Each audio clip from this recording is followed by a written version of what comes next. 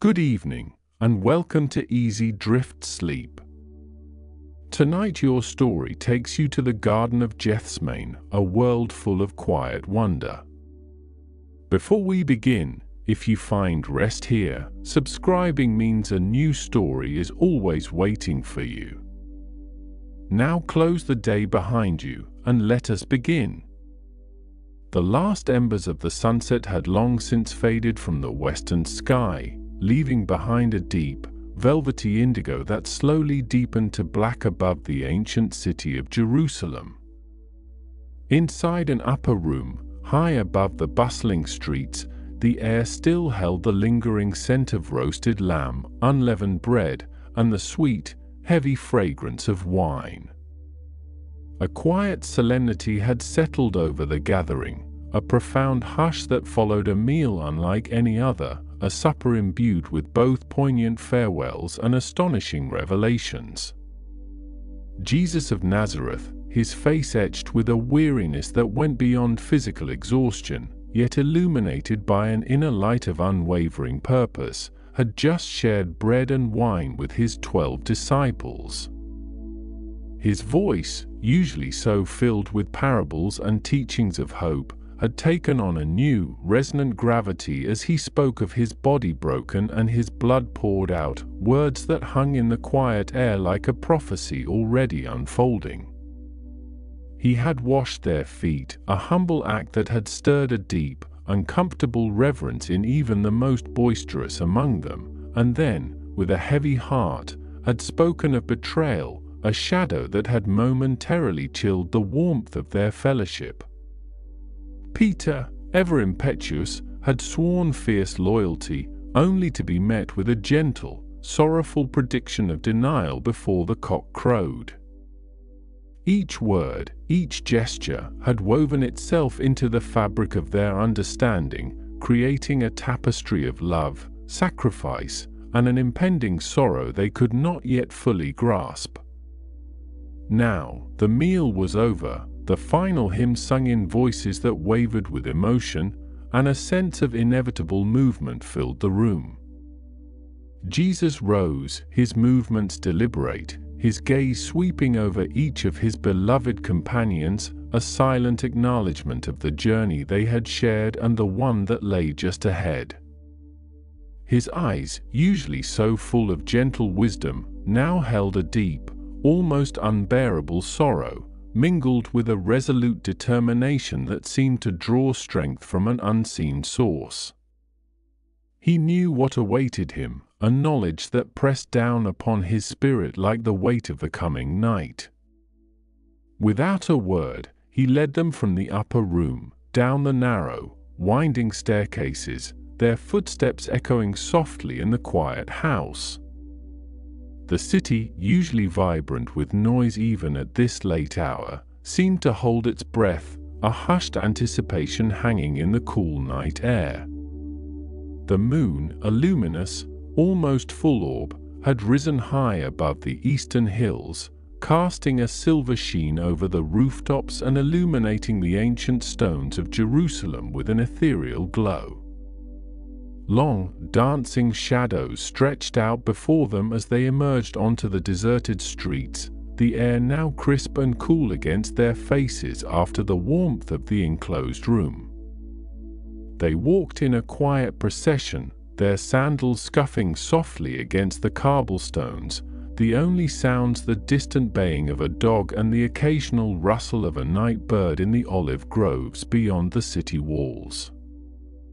Jesus walked slightly ahead, his shoulders stooped just perceptibly under the invisible burden he carried, yet his stride remained steady, purposeful.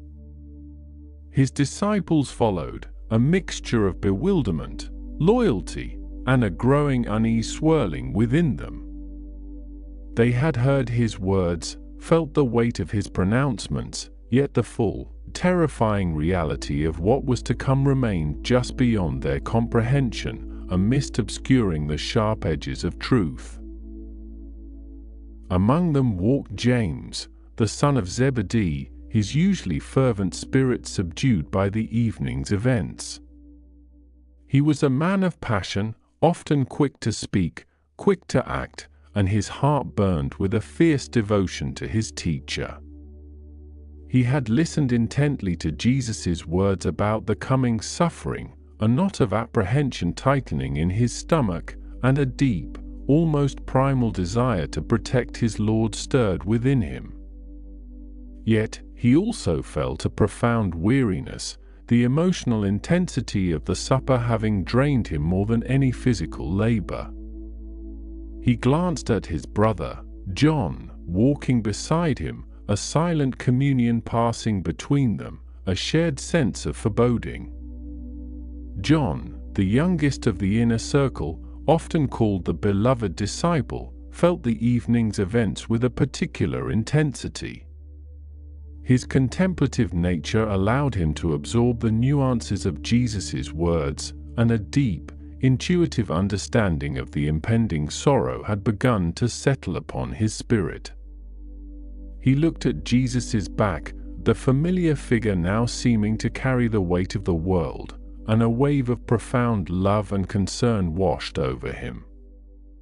He wanted to reach out, to offer comfort, yet he knew, with an unspoken certainty, that this journey was one Jesus had to undertake alone, a path laid out by a divine will that transcended human intervention.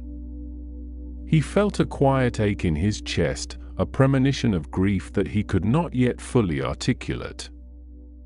Their path led them downwards, out of the city gates, and into the Kidron Valley, a deep ravine that separated Jerusalem from the Mount of Olives. The air here was cooler, damper, carrying the faint, earthy scent of the valley floor and the distant, sweet aroma of blossoms from the orchards on the slopes beyond. The moonlight, now unimpeded by city structures, bathed the valley in a soft, silver glow, transforming the familiar landscape into something ancient and almost mystical.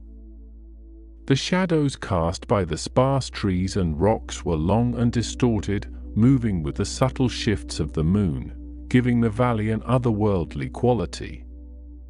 As they descended into the valley, the sounds of the city faded behind them, replaced by the gentle murmur of the night wind through the olive trees that dotted the hillsides. The silence was profound, broken only by their soft footsteps and the occasional rustle of leaves, a silence that seemed to press in on them, amplifying the unspoken anxieties within their hearts. Jesus did not speak, his gaze fixed on the path ahead, a path he knew led not merely to a garden, but to the precipice of his ultimate destiny. His disciples, too, remained silent, each lost in their own thoughts, grappling with the incomprehensible words of their teacher, their minds struggling to reconcile the gentle shepherd with the lamb being led to slaughter. They crossed the dry bed of the Kidron, the pebbles shifting softly beneath their feet, and began the ascent up the gentle slopes of the Mount of Olives. The air grew cooler still, carrying with it the distinct, rich scent of olive trees, a fragrance that spoke of ancient growth and timeless endurance. The path wound upwards, narrow and uneven, guiding them through groves of these venerable trees, their gnarled trunks, twisted by centuries of wind and sun, rising like silent sentinels against the moonlit sky. Their silver-green leaves, rustling softly in the gentle night breeze, whispered secrets to the darkness, a sound like hushed voices sharing ancient wisdom. This was a familiar place, a sanctuary Jesus often sought for prayer and quiet contemplation, a place where the clamor of the city could not reach, where the vastness of the heavens felt closer. It was a place of peace, yet tonight, a palpable tension hung in the air, a sense of quiet anticipation that seemed to emanate from Jesus himself. The moonlight filtered through the dense canopy of olive leaves, dappling the ground with shifting patterns of light and shadow, creating an intricate, living mosaic beneath their feet. Each step they took felt deliberate, leading them deeper into the heart of the grove, deeper into the unfolding narrative of sacrifice and divine will. James, his eyes scanning the familiar landscape, felt a strange mix of comfort and dread. The olive trees, usually a source of quiet strength, now seemed to loom larger, their ancient forms taking on an almost solemn, watchful quality in the moonlight. He shivered, pulling his cloak tighter around him, though it was not entirely from the cold. A sense of unease, a premonition of something profound and irreversible, settled over him, a feeling that this night would mark a turning point, not just for Jesus, but for all of them. He longed for the simple clarity of day, for the familiar teachings, but the night held a different kind of truth, one that felt both sacred and terrifying. John, walking a little behind Jesus, observed the way the moonlight illuminated his teacher's profile, highlighting the strong lines of his face, the slight furrow of his brow. He saw not just a man, but the embodiment of a divine purpose, moving with a quiet, unwavering resolve towards an ordeal that would test the very limits of his humanity. John's heart swelled with a mixture of love and an almost unbearable tenderness, a profound empathy for the burden Jesus was about to bear. He understood, perhaps more deeply than the others, that this journey was not just a physical one, but a spiritual ascent into the very heart of God's plan, a plan that demanded an unimaginable sacrifice. As they reached a more secluded part of the grove, where the trees grew particularly ancient and dense, forming a natural enclosure, Jesus finally paused. The air here was still and cool, imbued with the deep, earthy scent of the old olive trees and the faint, almost metallic tang of the night air. The moonlight, filtering through the thick canopy, created a hushed, sacred space, a natural sanctuary for the profound moments that were about to unfold. This was Gethsemane, a place of oil press, a place where olives were crushed to yield their precious liquid, and tonight it would become a place where a different kind of pressing, a different kind of yielding, would occur. Jesus turned to his disciples, his gaze sweeping over their faces, a profound sadness in his eyes, yet also an unshakable resolve. His voice, when he finally spoke, was low, almost a whisper, yet it carried an immense weight, a solemnity that resonated deep within their weary souls. "Sit here," he instructed the majority of them, gesturing to a spot beneath a cluster of ancient trees, "while I go over there and pray."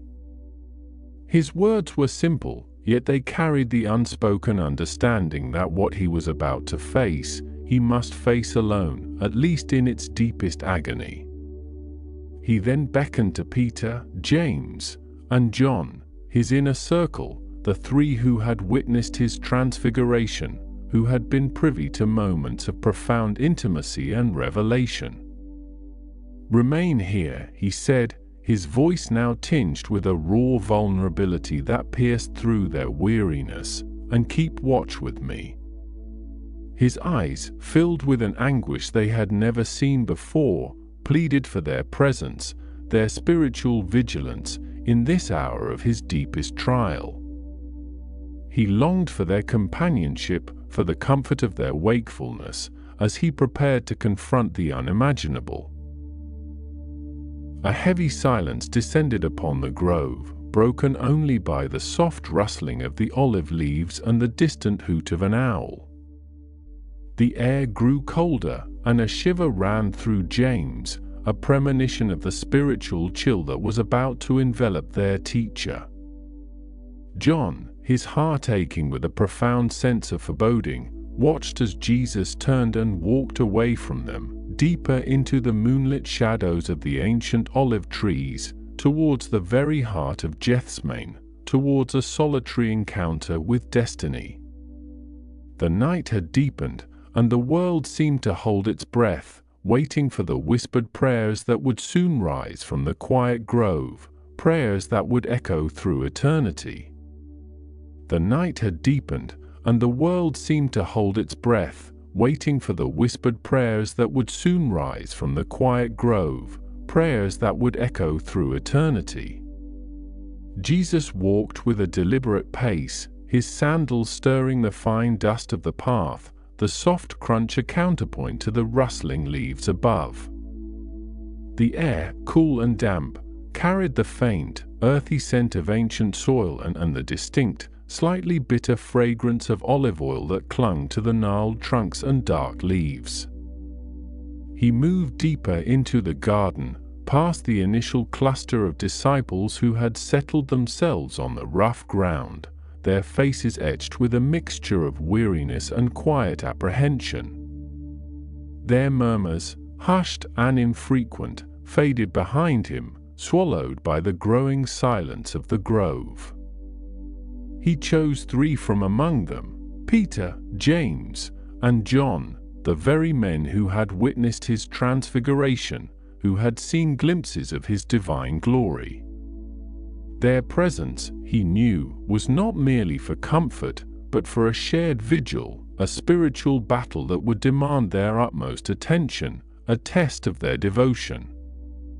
He turned to them, his voice a low, resonant murmur that seemed to absorb the moonlight itself. "My soul is overwhelmed with sorrow to the point of death," he confessed, his gaze sweeping over their faces, searching for understanding, for a flicker of shared burden.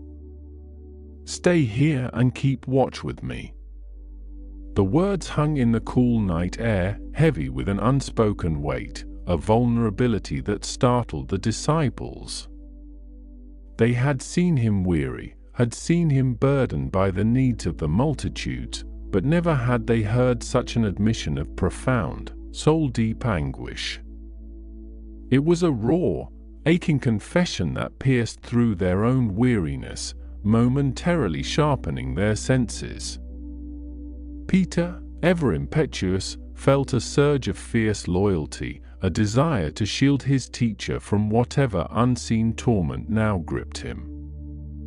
James, the son of thunder, straightened his broad shoulders, a silent promise forming on his lips to stand firm. John, the youngest, felt a cold dread seep into his heart, a premonition of something terrible and irreversible, and his gentle eyes, usually so full of quiet devotion, now reflected a deep, unsettling fear. Jesus then moved away from them, not far, perhaps a stone's throw, seeking a more profound solitude within the embrace of the ancient trees. The ground here was uneven, covered with the fallen leaves of centuries, a soft carpet that muffled his footsteps. The olive trees, their trunks twisted and scarred by the passage of countless seasons, stood like silent sentinels, their dark, leathery leaves shimmering faintly in the moonlight. Their branches, thick and heavy, formed a canopy that filtered the lunar glow into shifting patterns of light and shadow on the earth below. Each tree seemed to hold a story, its very form a testament to endurance, to life persisting through drought and storm, through the rise and fall of empires. He knelt, then prostrated himself, his face pressed against the cool, damp earth, the rough texture of the soil a stark reality beneath his cheek. The weight of the world, it seemed, had descended upon him, pressing him down, seeking to crush the very breath from his lungs. The air, which had been merely cool moments before, now felt thin, difficult to draw. A profound darkness, more terrifying than any physical shadow, began to descend upon his spirit. It was the agony of choice, the terrible burden of divine will meeting human fear, a collision of destinies that threatened to tear him apart. "My Father," he began, his voice a raw whisper, barely audible above the soft rustling of the olive leaves, "If it is possible, may this cup be taken from me. Yet not as I will, but as you will." The words were not a plea for escape, not truly, but an honest, agonizing expression of human dread in the face of unimaginable suffering. The cup was a metaphor he had used before, a symbol of divine judgment, of suffering and sacrifice, and now it was presented to him, not as a distant prophecy, but as an imminent, terrifying reality. He wrestled with it, his spirit recoiling from the bitter draught, his human nature crying out against the pain, the humiliation, the utter desolation that awaited him. He lay there, his body trembling, the ground absorbing the silent tears that mingled with the dust. The ancient trees, with their silent wisdom, seemed to lean in, witnessing his struggle, their gnarled forms reflecting the contortion of his own soul. The moonlight, usually so serene, now seemed to cast an almost spectral glow, illuminating the stark reality of his isolation. He was utterly alone in this moment, despite the proximity of his most beloved disciples. The path he was to walk was his alone, a solitary journey into the heart of sacrifice. After what felt like an eternity, but was perhaps only a few moments, he rose, his limbs stiff, his face streaked with dust and tears, his eyes holding a profound, weary sorrow. He walked back to where Peter, James, and John had been left to watch, a faint hope stirring within him that their presence, their shared vigil, might offer some small measure of solace, some shared strength. But as he approached, a heavy sigh escaped his lips. They were asleep. Peter, usually so alert, his robust frame now slumped against the rough bark of an olive tree, his head bowed, his breathing deep and even. James, the zealous son of thunder, lay stretched out on the ground, his cloak pulled loosely around him, his face peaceful in slumber, utterly oblivious. And John, the beloved, whose youthful face usually held such an earnest intensity, was curled into a fetal position, his chest rising and falling with the steady rhythm of sleep. A wave of profound loneliness washed over Jesus, a sharp, piercing pain that cut deeper than the physical agony he had just endured. "Could you not keep watch with me for 1 hour?" he asked Peter, his voice gentle, tinged with an almost unbearable sadness, devoid of anger, full only of a deep, aching disappointment. He understood their weakness, their human frailty, the sheer exhaustion that had claimed them. Their spirits were willing, he knew, but their flesh was weak, unable to sustain the vigilance required in such a momentous hour. He looked at them, these men he had chosen, these men he loved, who had left everything to follow him, and a deep compassion filled his heart. They were but men, after all, limited by their mortal forms, their understanding still veiled by the immediate realities of their earthly existence. They could not yet grasp the cosmic significance of this night, the immense spiritual battle being waged in the quiet shadows of Gethsemane. Their inability to stay awake was not a deliberate act of betrayal, but a testament to the profound chasm that lay between his divine awareness and their human limitations. "Watch and pray so that you will not fall into temptation," he urged them, his voice a soft admonition, a gentle warning. "The spirit is willing, but the flesh is weak." He knew the trials that awaited them too, the fear that would grip them, the temptations to deny, to flee, to abandon. He was not asking them to share his burden, not truly, but to prepare themselves, to arm their spirits for the coming storm. He turned from them once more, leaving them to their slumber, and returned to his solitary place of prayer. The weight of the cup had not lessened, but intensified, its bitterness more pronounced, its implications more terrifying. He knelt again, his knees sinking into the soft earth, the cool dampness seeping through his garments. The moon, now higher in the sky, cast longer, more defined shadows, making the ancient trees appear even more formidable, like silent, towering judges witnessing his plea. "My Father," he prayed again, his voice now stronger, imbued with a fierce resolve that warred with a lingering human dread, "if it is not possible for this cup to be taken away unless I drink it, may your will be done."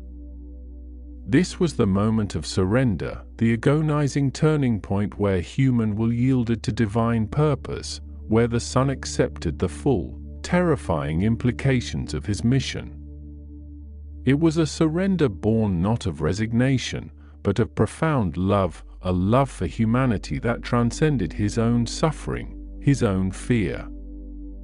As he prayed, the air around him seemed to thicken, to hum with an unseen energy. The rustling of the olive leaves grew softer, almost reverent, as if the very grove held its breath, listening. The scent of earth and olive oil seemed to deepen, becoming more profound, more ancient.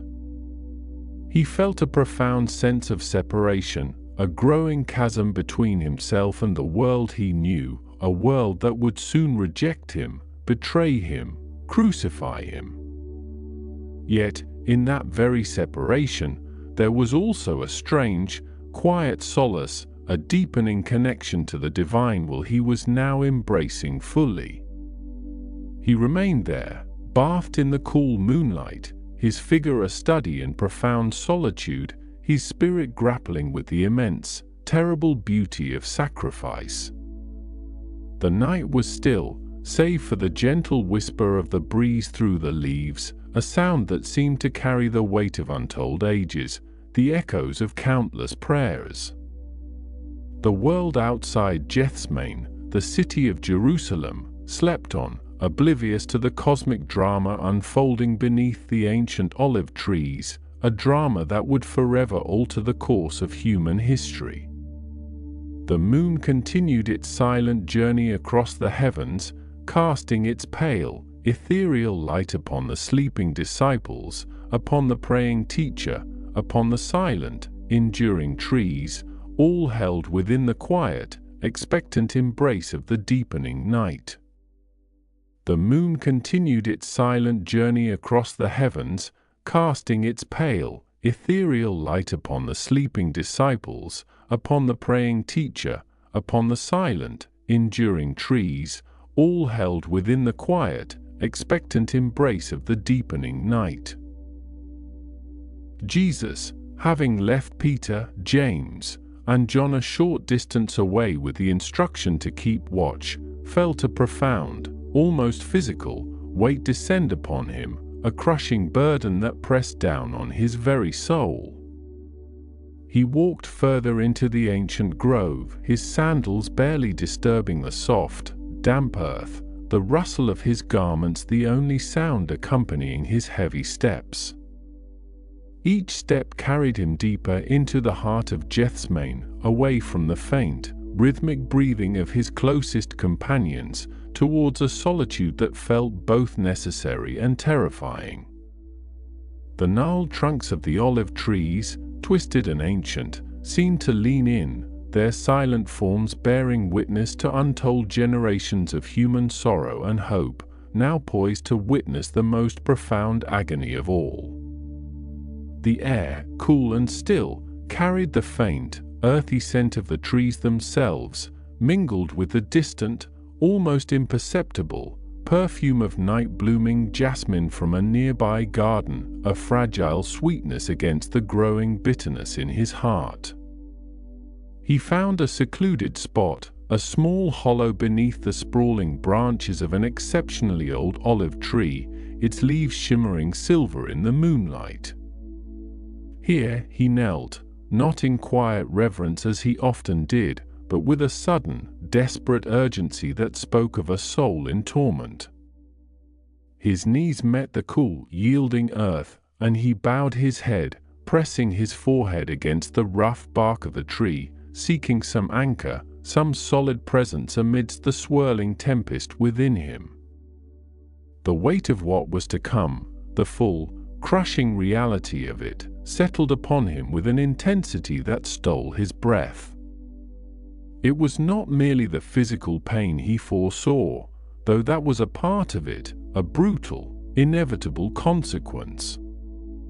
It was the spiritual desolation, the profound sense of abandonment by the Father, the bearing of the world's sin, the separation from the divine presence that had always been his solace and his strength.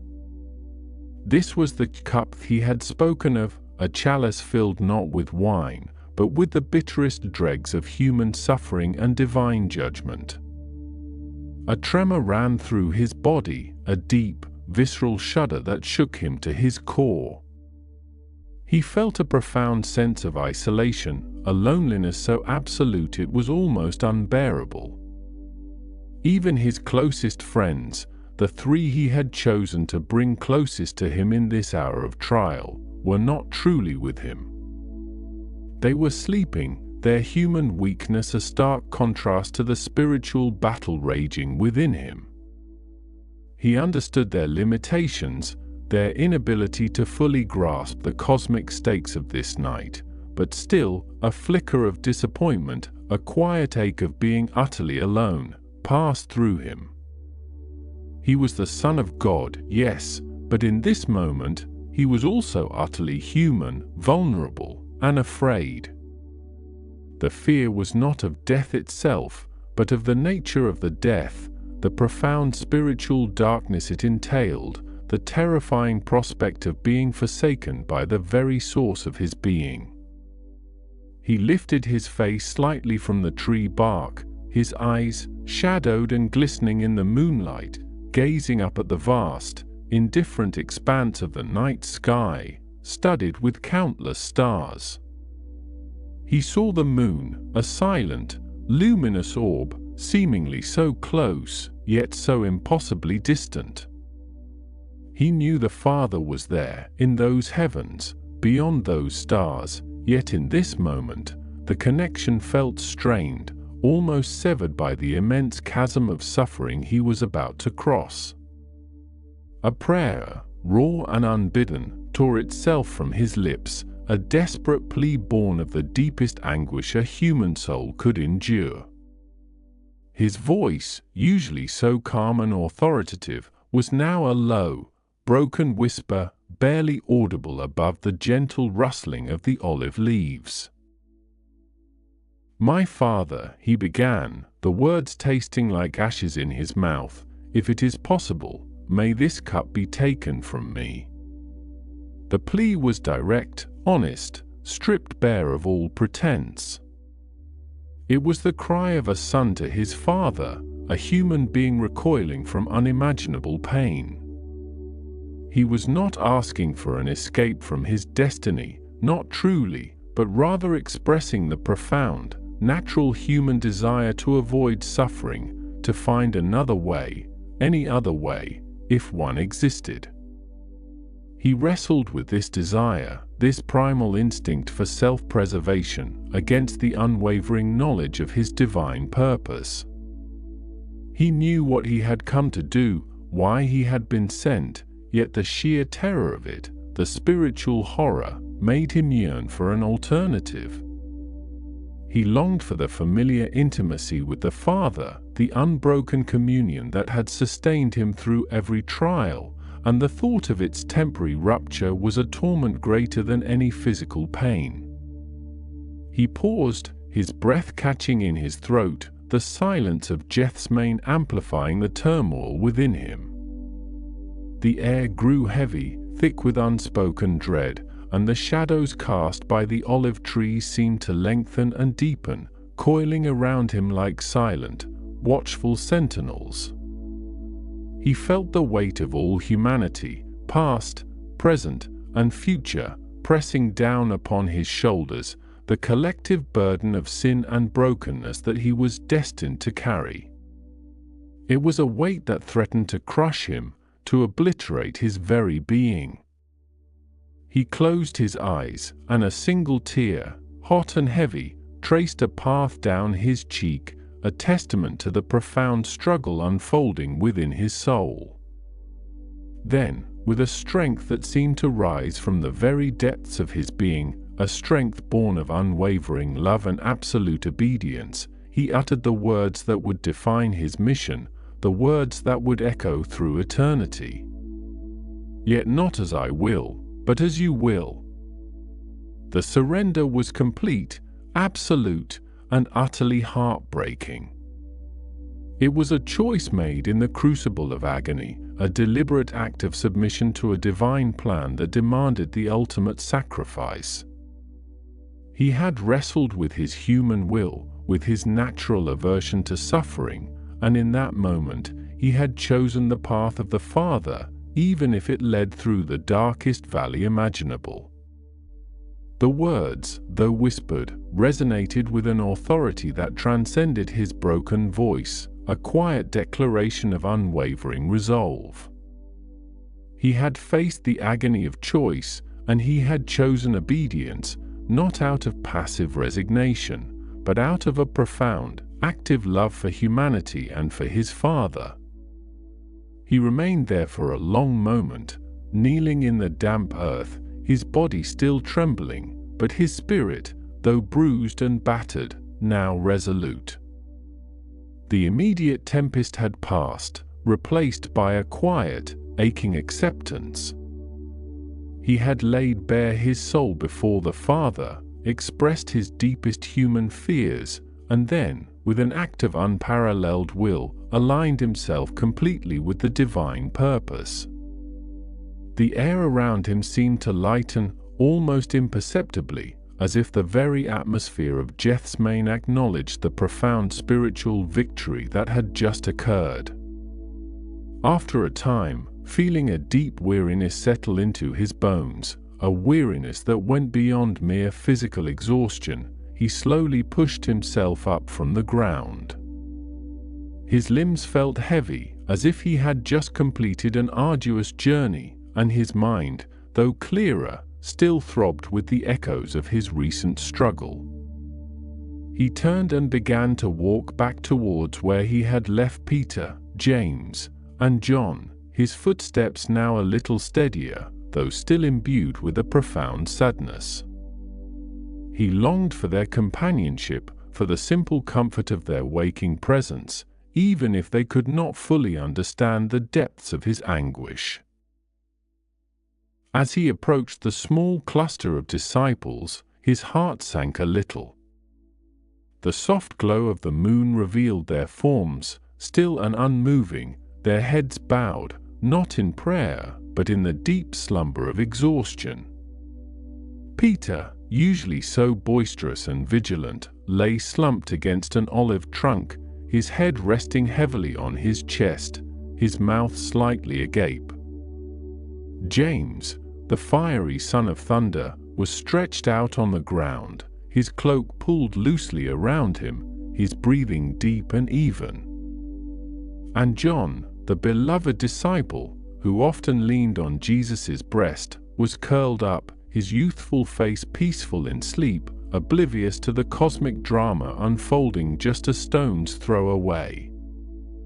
A quiet sigh escaped Jesus' lips, a sound laden with disappointment, yet devoid of harsh judgment.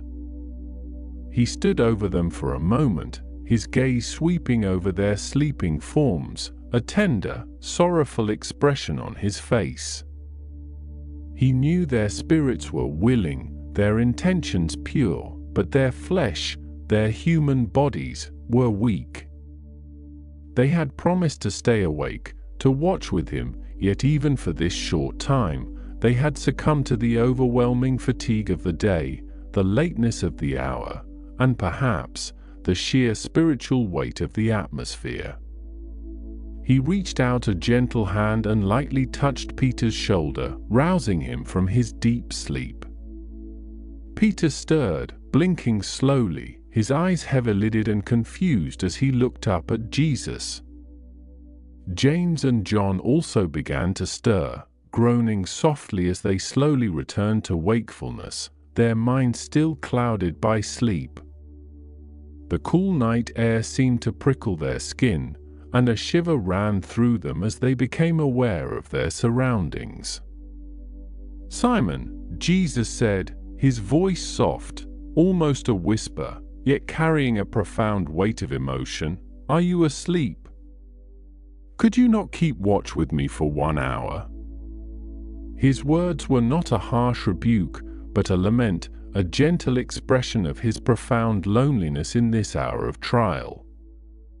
There was a touch of sadness in his tone, a quiet ache that spoke of his desire for their companionship, their spiritual vigilance, even if they could not fully comprehend the nature of his struggle.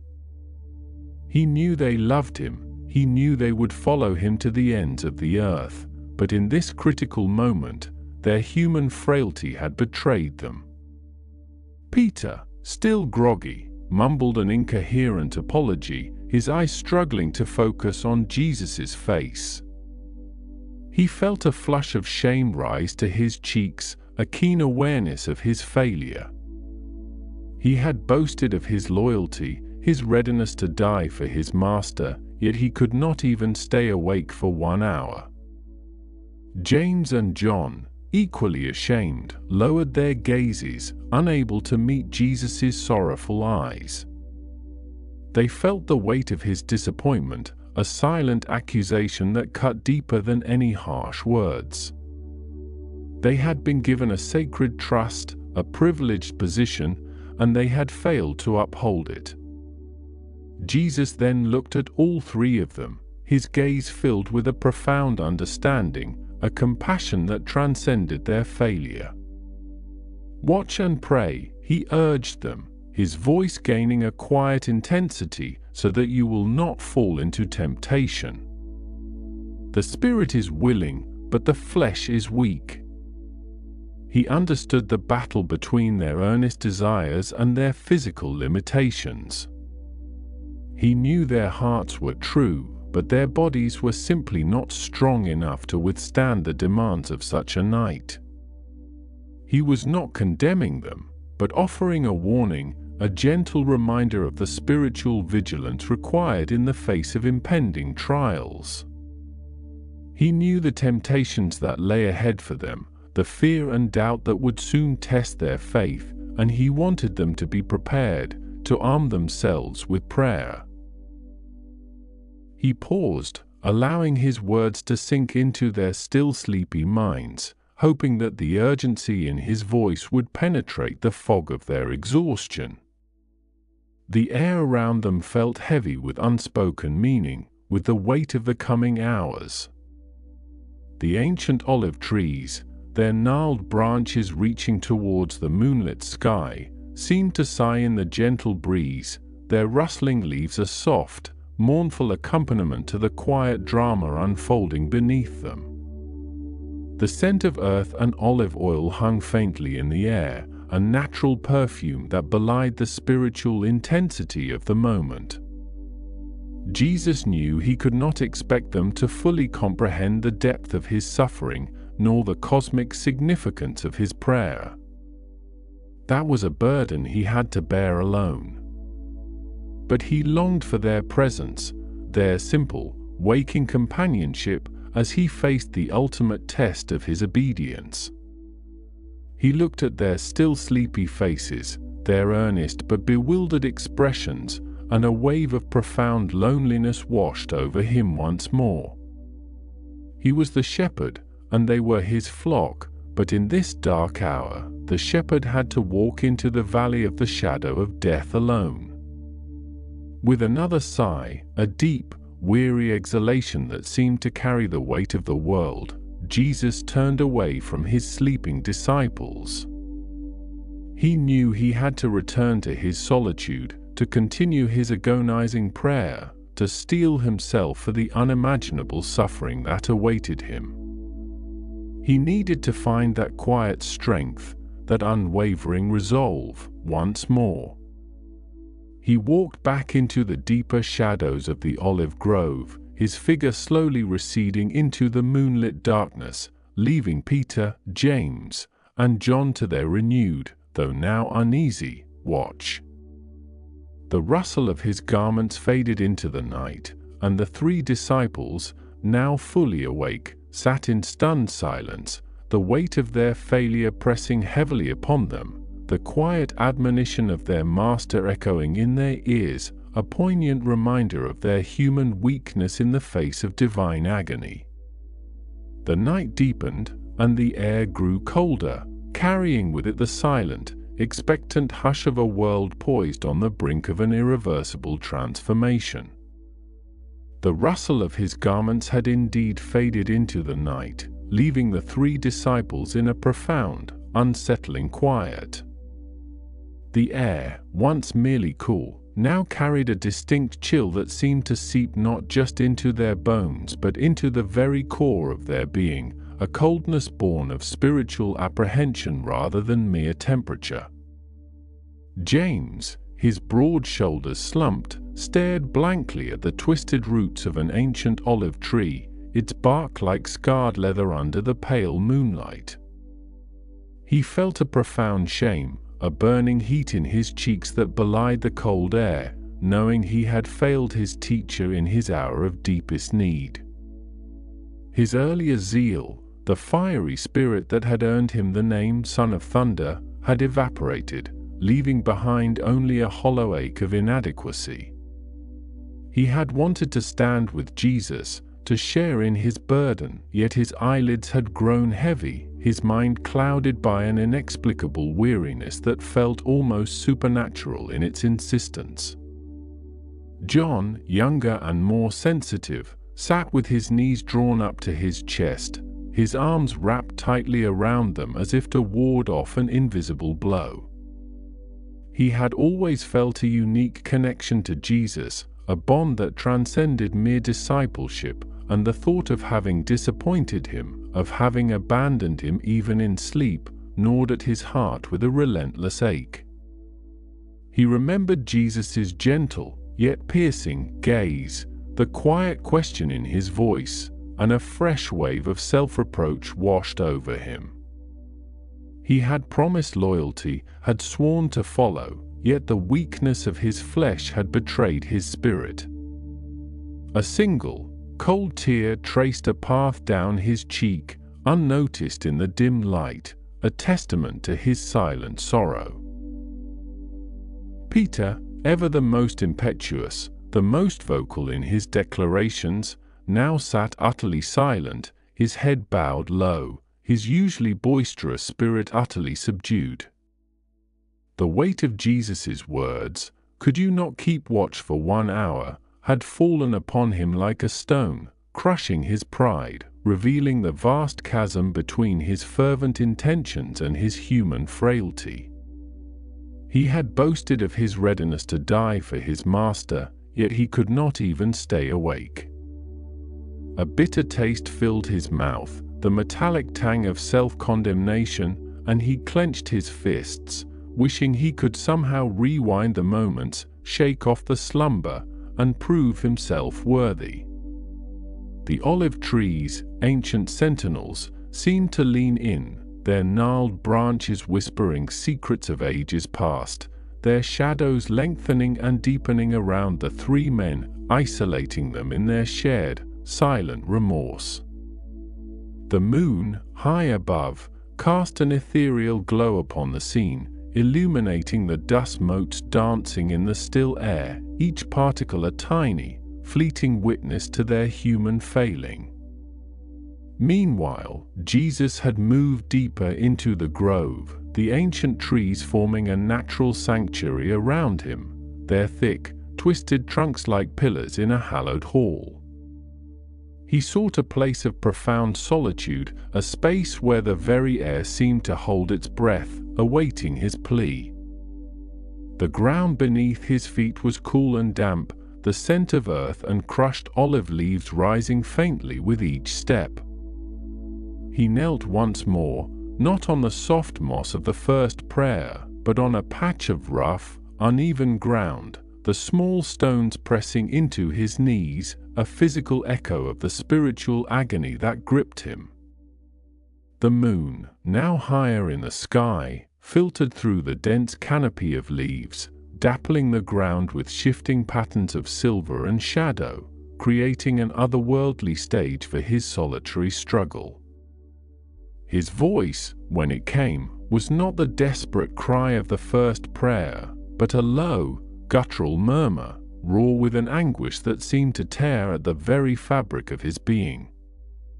"My Father, if it is possible, may this cup be taken from me," he pleaded again, the words a desperate echo of his earlier entreaty, yet now imbued with an even deeper, more profound sense of wrestling. His body trembled, not from cold, but from the sheer force of the internal battle raging within him, the human desire for escape clashing violently with the divine imperative of his mission. He was fully man, feeling the full weight of the impending suffering, the betrayal, the humiliation, the physical torment, the crushing burden of the world's sin.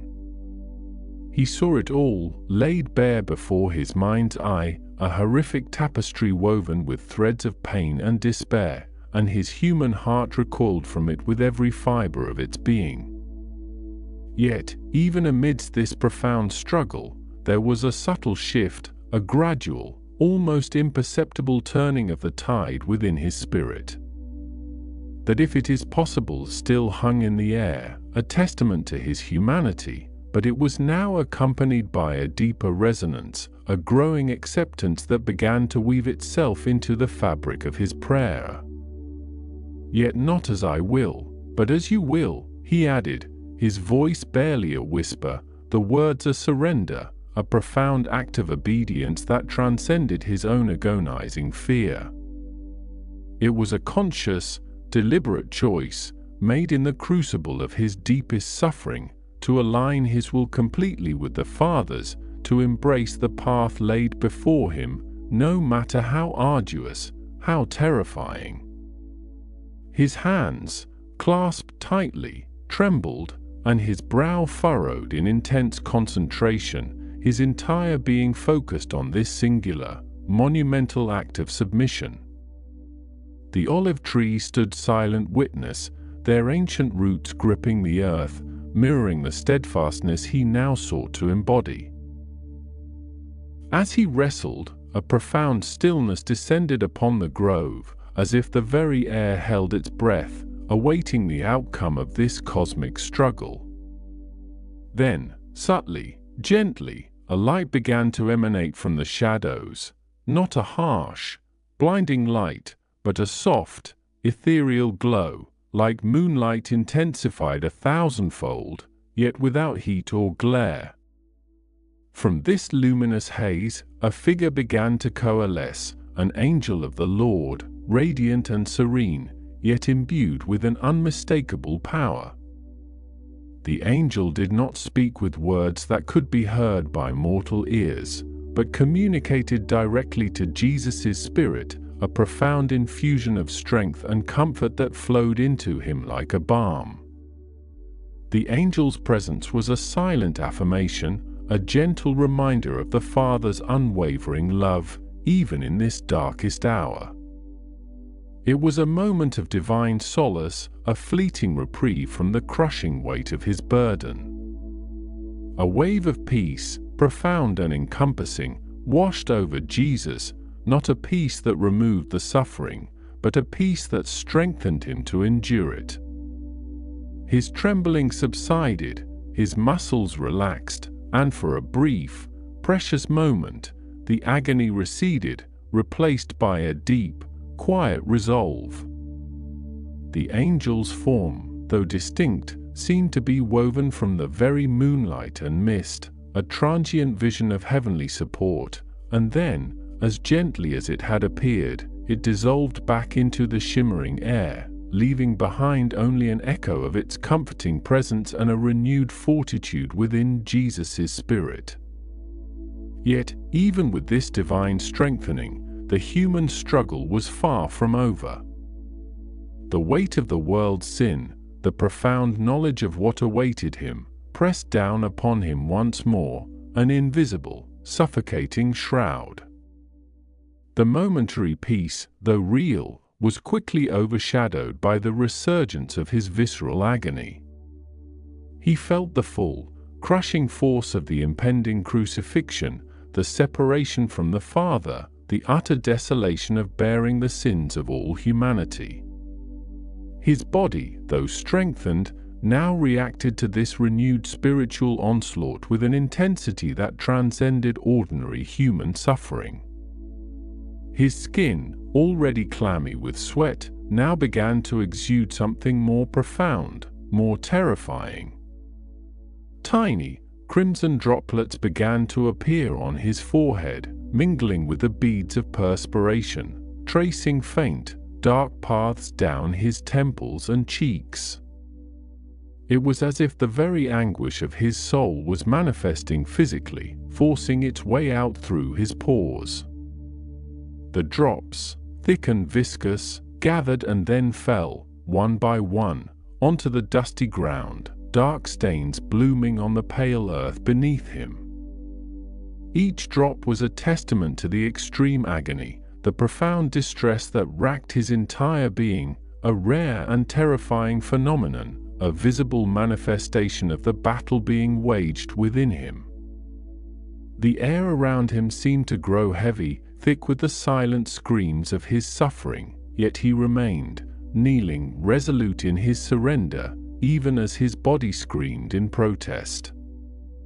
The scent of earth and olive leaves was now subtly mingled with a faint, coppery tang, a visceral reminder of the immense price being paid. After what felt like an eternity, but was perhaps only a brief passage of time, Jesus slowly rose, his movements stiff, his body aching, yet his spirit now firmly set. The battle had been fought, the decision made, the path accepted. He turned and began to walk back towards where he had left his disciples, his footsteps heavy but deliberate, the quiet resolve now etched upon his weary face. The moon, still high, cast his shadow long and distorted before him, a solitary figure moving through the ancient, silent grove. As he approached the spot where he had left Peter, James, and John, a familiar sight met his eyes, a sight that, despite his own profound suffering, brought a fresh wave of quiet disappointment. There they were, sprawled beneath the olive trees, exactly as he had left them, their bodies relaxed in the deep slumber that had once again claimed them. Peter, his head resting awkwardly against a gnarled root, breathed with a soft snore, his mouth slightly agape. James lay on his side, his face peaceful, utterly oblivious to the cosmic drama unfolding around him. John, curled into a tight ball, seemed to have found a momentary escape in the depths of sleep, his youthful features serene. A profound sense of loneliness washed over Jesus, a chilling realization of the utter isolation of his burden. He had sought their companionship, their vigilance, a shared moment of prayer in his darkest hour, and they had failed him, not out of malice, but out of the sheer, overwhelming weakness of their human flesh. He stood over them for a long moment, his gaze sweeping over their sleeping forms, a silent sigh escaping his lips. There was no anger in his eyes, only a deep, abiding sorrow, a gentle understanding of their limitations. He knew their spirits were willing, but their bodies were weak, and in this moment, that weakness had left him utterly alone. He did not wake them with a shout or a harsh word. Instead, his voice was soft, tinged with a weariness that went beyond mere physical exhaustion, a quiet resignation that spoke of a burden carried alone. "Are you still sleeping and resting?" he asked, the question hanging in the cool night air, not truly expecting an answer, for their deep, rhythmic breathing provided it eloquently enough. The words were a gentle lament, a recognition of their inability to comprehend the depth of his struggle, or to stand with him in the face of it. He knew, with a certainty that pierced his soul, that the moment for their vigilance had passed. The time for escape, for the cup to be taken away, was over. The hour had come. His gaze lifted from his sleeping friends to the moonlit sky, then back to the path that led out of the garden, the path that would soon bring his betrayer and the Roman guard. He understood, with a clarity that brought both pain and peace, that he would walk this path alone, utterly alone, save for the presence of his Father. The profound loneliness of his leadership, the solitary nature of his sacrifice, settled upon him with an undeniable weight. He had wrestled, he had surrendered, and now he was ready. The ancient olive tree stood sentinel, their gnarled branches reaching towards the heavens, silent witnesses to the quiet, profound acceptance that had finally settled upon the Son of Man.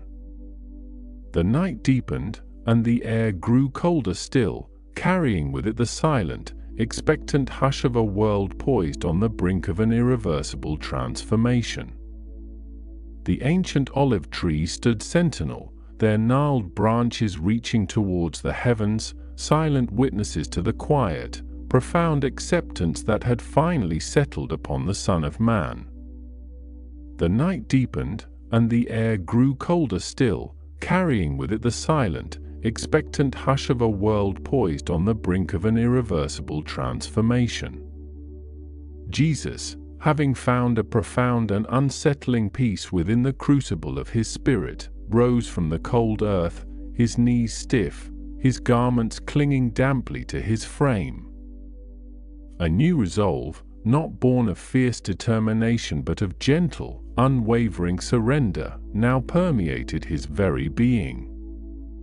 He had faced the abyss of human fear, the terror of separation from the Father, and had emerged, not unscathed, but utterly transformed, ready to embrace the path laid before him.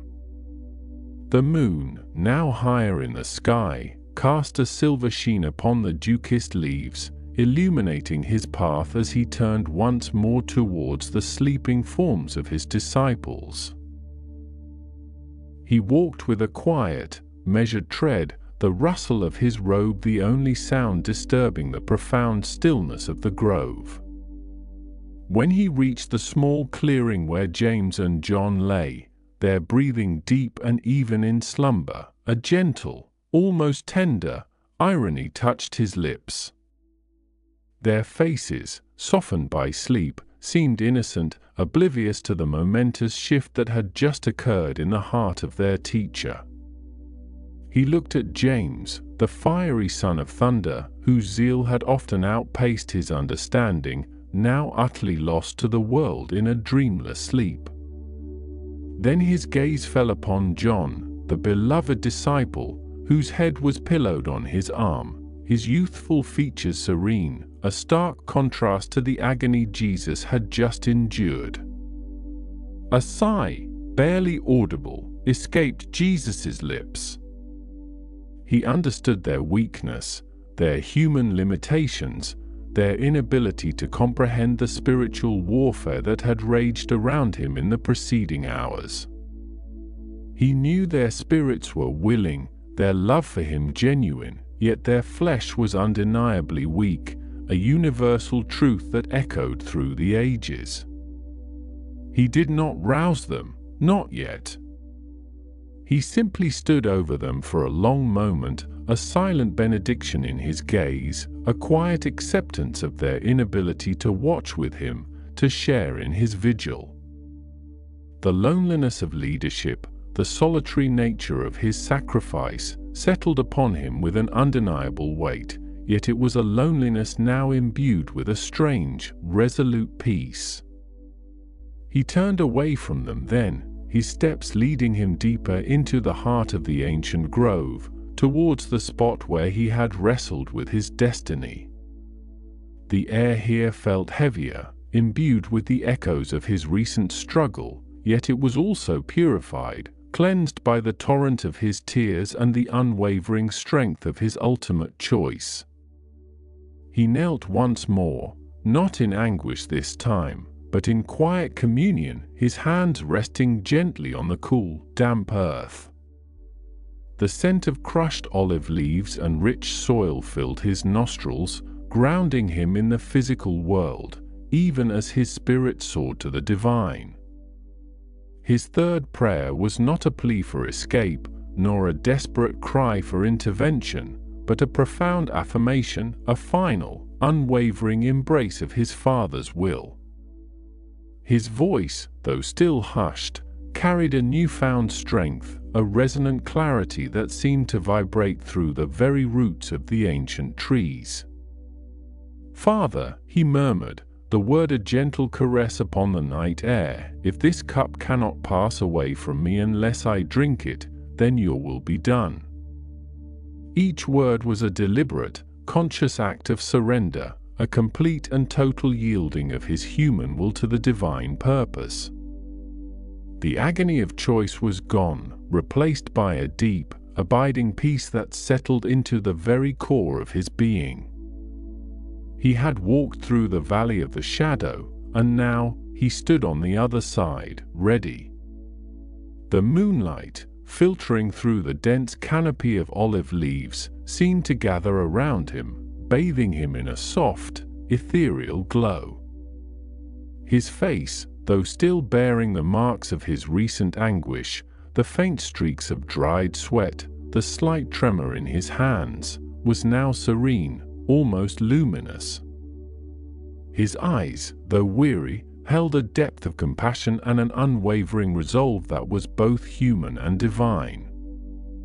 He had wrestled with the immense suffering awaiting him, the betrayal, the humiliation, the physical torment, and had chosen surrender, solidifying his role as the sacrificial lamb. This was not a passive acceptance, but an active, courageous choice, a profound act of love for humanity and obedience to his Father. He remained there for several long moments, absorbing the quiet strength of the earth, the silent witness of the heavens. He felt the cool night air upon his skin, heard the faint rustle of leaves, and knew, with an absolute certainty, that the moment had come. The fulfillment of prophecy, the culmination of his earthly mission, was now upon him. His internal struggle had ended, and the external confrontation was about to begin. With a final, deep breath, Jesus rose to his feet, his movements fluid and purposeful. The weariness was still present, a physical weight in his limbs, but it was now overshadowed by an inner strength that radiated from him like a quiet beacon. He turned and began to walk back towards the sleeping disciples, his gaze sweeping over the familiar paths of the garden, taking in the beauty of the moonlit grove one last time. Every detail, every shadow, every scent, seemed etched into his memory, a silent farewell to a place of profound spiritual struggle and ultimate victory. As he neared the clearing, a low murmur, distant at first, began to reach his ears. It was a sound that grew steadily, a rising tide of voices, punctuated by the clatter of weapons and the rhythmic thud of many footsteps. It was the sound of a crowd approaching, a discordant symphony breaking the sacred stillness of Gethsemane. The air, which had been cool and still, now seemed to vibrate with an ominous energy. He reached the sleeping disciples, their forms still oblivious, their slumber unbroken. He looked down at them, a gentle, almost wry smile touching his lips. He understood their human weakness, their inability to remain vigilant, even in the face of such profound warnings. He knew they had tried, in their own way, to stay awake, to be there for him, but the demands of their physical bodies had proven too great. He knelt beside Peter, whose heavy breathing indicated a particularly deep sleep, and gently, almost tenderly, touched his shoulder. Peter stirred, his eyes fluttering open, blinking against the moonlight. He looked up at Jesus, his face still clouded with sleep, a flicker of confusion in his gaze. James and John, roused by the sudden movement and the growing clamor from beyond the grove, also began to stir, rubbing the sleep from their eyes. Jesus looked at them, his gaze filled with an unutterable compassion, yet also with a quiet, knowing irony. "Are you still sleeping and taking your rest?" he asked, his voice soft, yet imbued with a profound weight. It was not a rebuke, but an observation, a gentle acknowledgement of their human frailty. "Behold, the hour is at hand, and the Son of Man is betrayed into the hands of sinners." He stood up then, his eyes scanning the edge of the grove, where the shadows deepened and the sounds of the approaching crowd grew louder and more distinct. The flickering light of torches began to dance among the trees, casting grotesque, elongated shadows that writhed and twisted like specters. The metallic glint of swords and spears could be seen, reflecting the moonlight, a stark and brutal contrast to the peaceful beauty of the garden. "Rise," Jesus commanded, his voice now firm, resonant with a quiet authority that cut through the lingering fog of their sleep. "Let us be going. See, my betrayer is at hand." The disciples, now fully awake, scrambled to their feet, their faces etched with confusion, then dawning horror. The sound of the approaching multitude was unmistakable, the harsh voices, the rhythmic march, the undeniable presence of an armed crowd.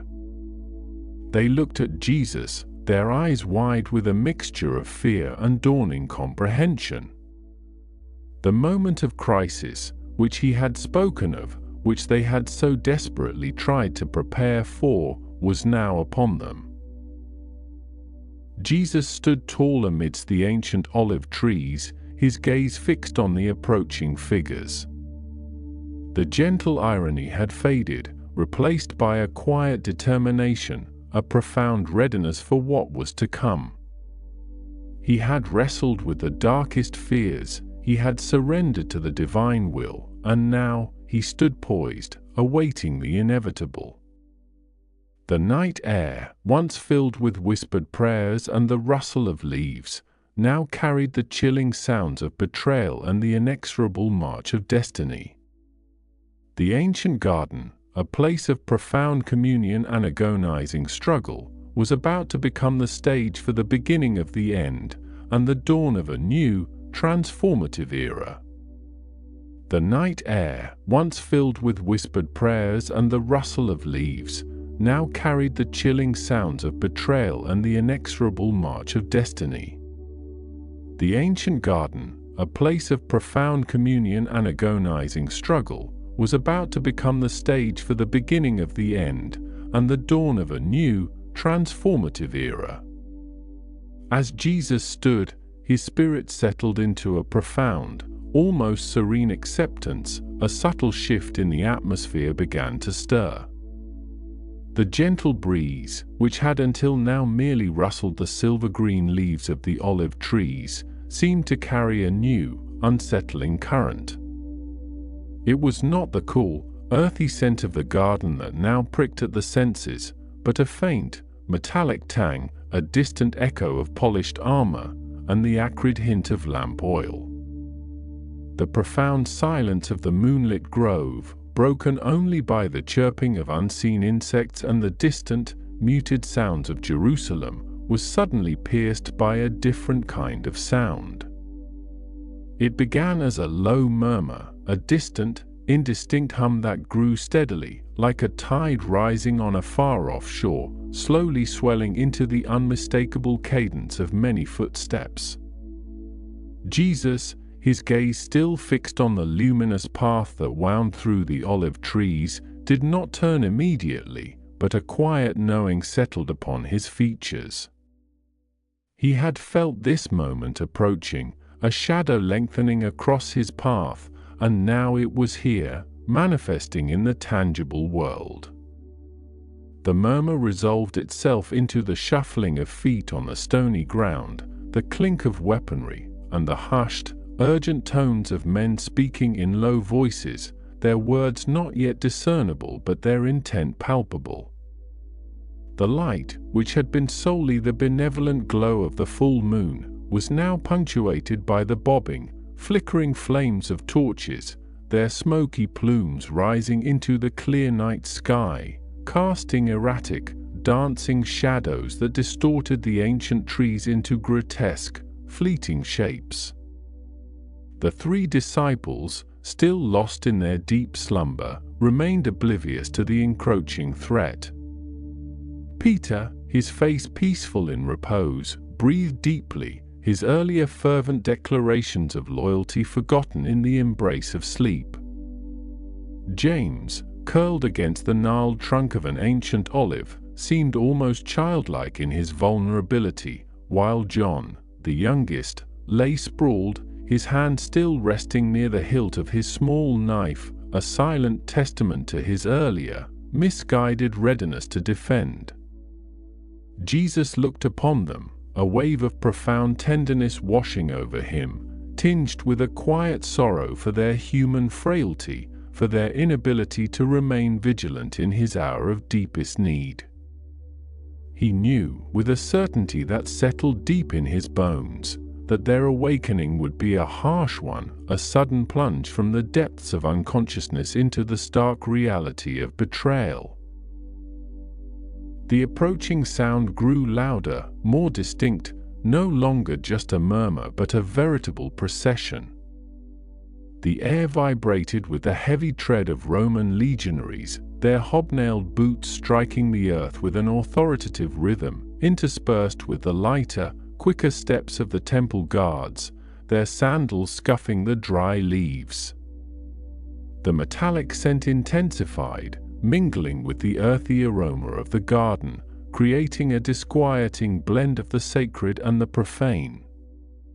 From the winding path that led up from the Kidron Valley, a dark mass began to emerge from the deeper shadows, a formidable assembly of men, their faces grim and determined, their weapons glinting ominously in the torchlight. At the head of this grim procession, a figure detached itself, moving with a purposeful stride that seemed both eager and strangely hesitant. It was Judas Iscariot, his cloak drawn tightly around him, his face a mask of strained resolve, illuminated starkly by the flickering torchlight. His eyes, usually sharp and calculating, now held a haunted, almost desperate glint, darting nervously between the approaching guards and the serene figure of Jesus. Beside him, a captain of the temple guard, a stern-faced man with a heavy sword at his hip, walked with an air of cold efficiency, while a Roman centurion, his helmet gleaming, surveyed the scene with an impassive, professional detachment. The sheer number of them was overwhelming, a cohort of Roman soldiers, their armor glinting, their spears held at the ready, accompanied by a large contingent of temple police, armed with staves and swords, their faces etched with a mixture of duty and apprehension. They moved with a chilling precision, fanning out as they entered the garden, their ranks forming a silent, inexorable cordon around the small, unsuspecting group.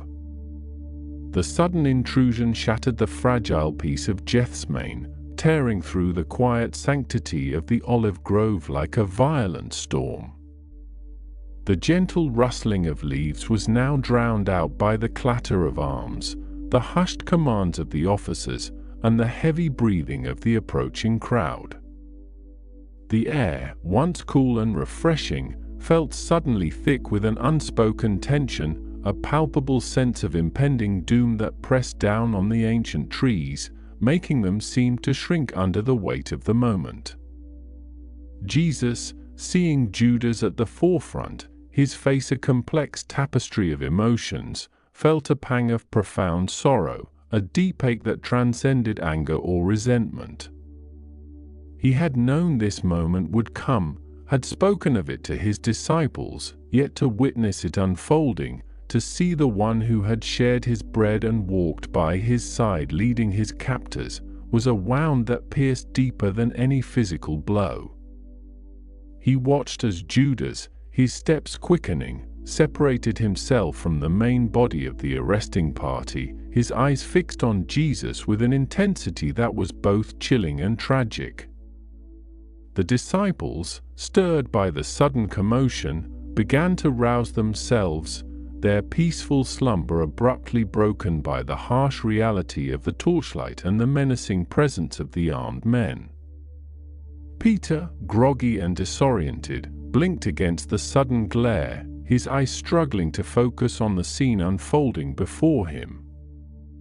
James stirred with a gasp, his hand instinctively going to his side, while John, his youthful face clouded with confusion, pushed himself up, his gaze immediately finding Jesus, a silent question forming in his wide, startled eyes.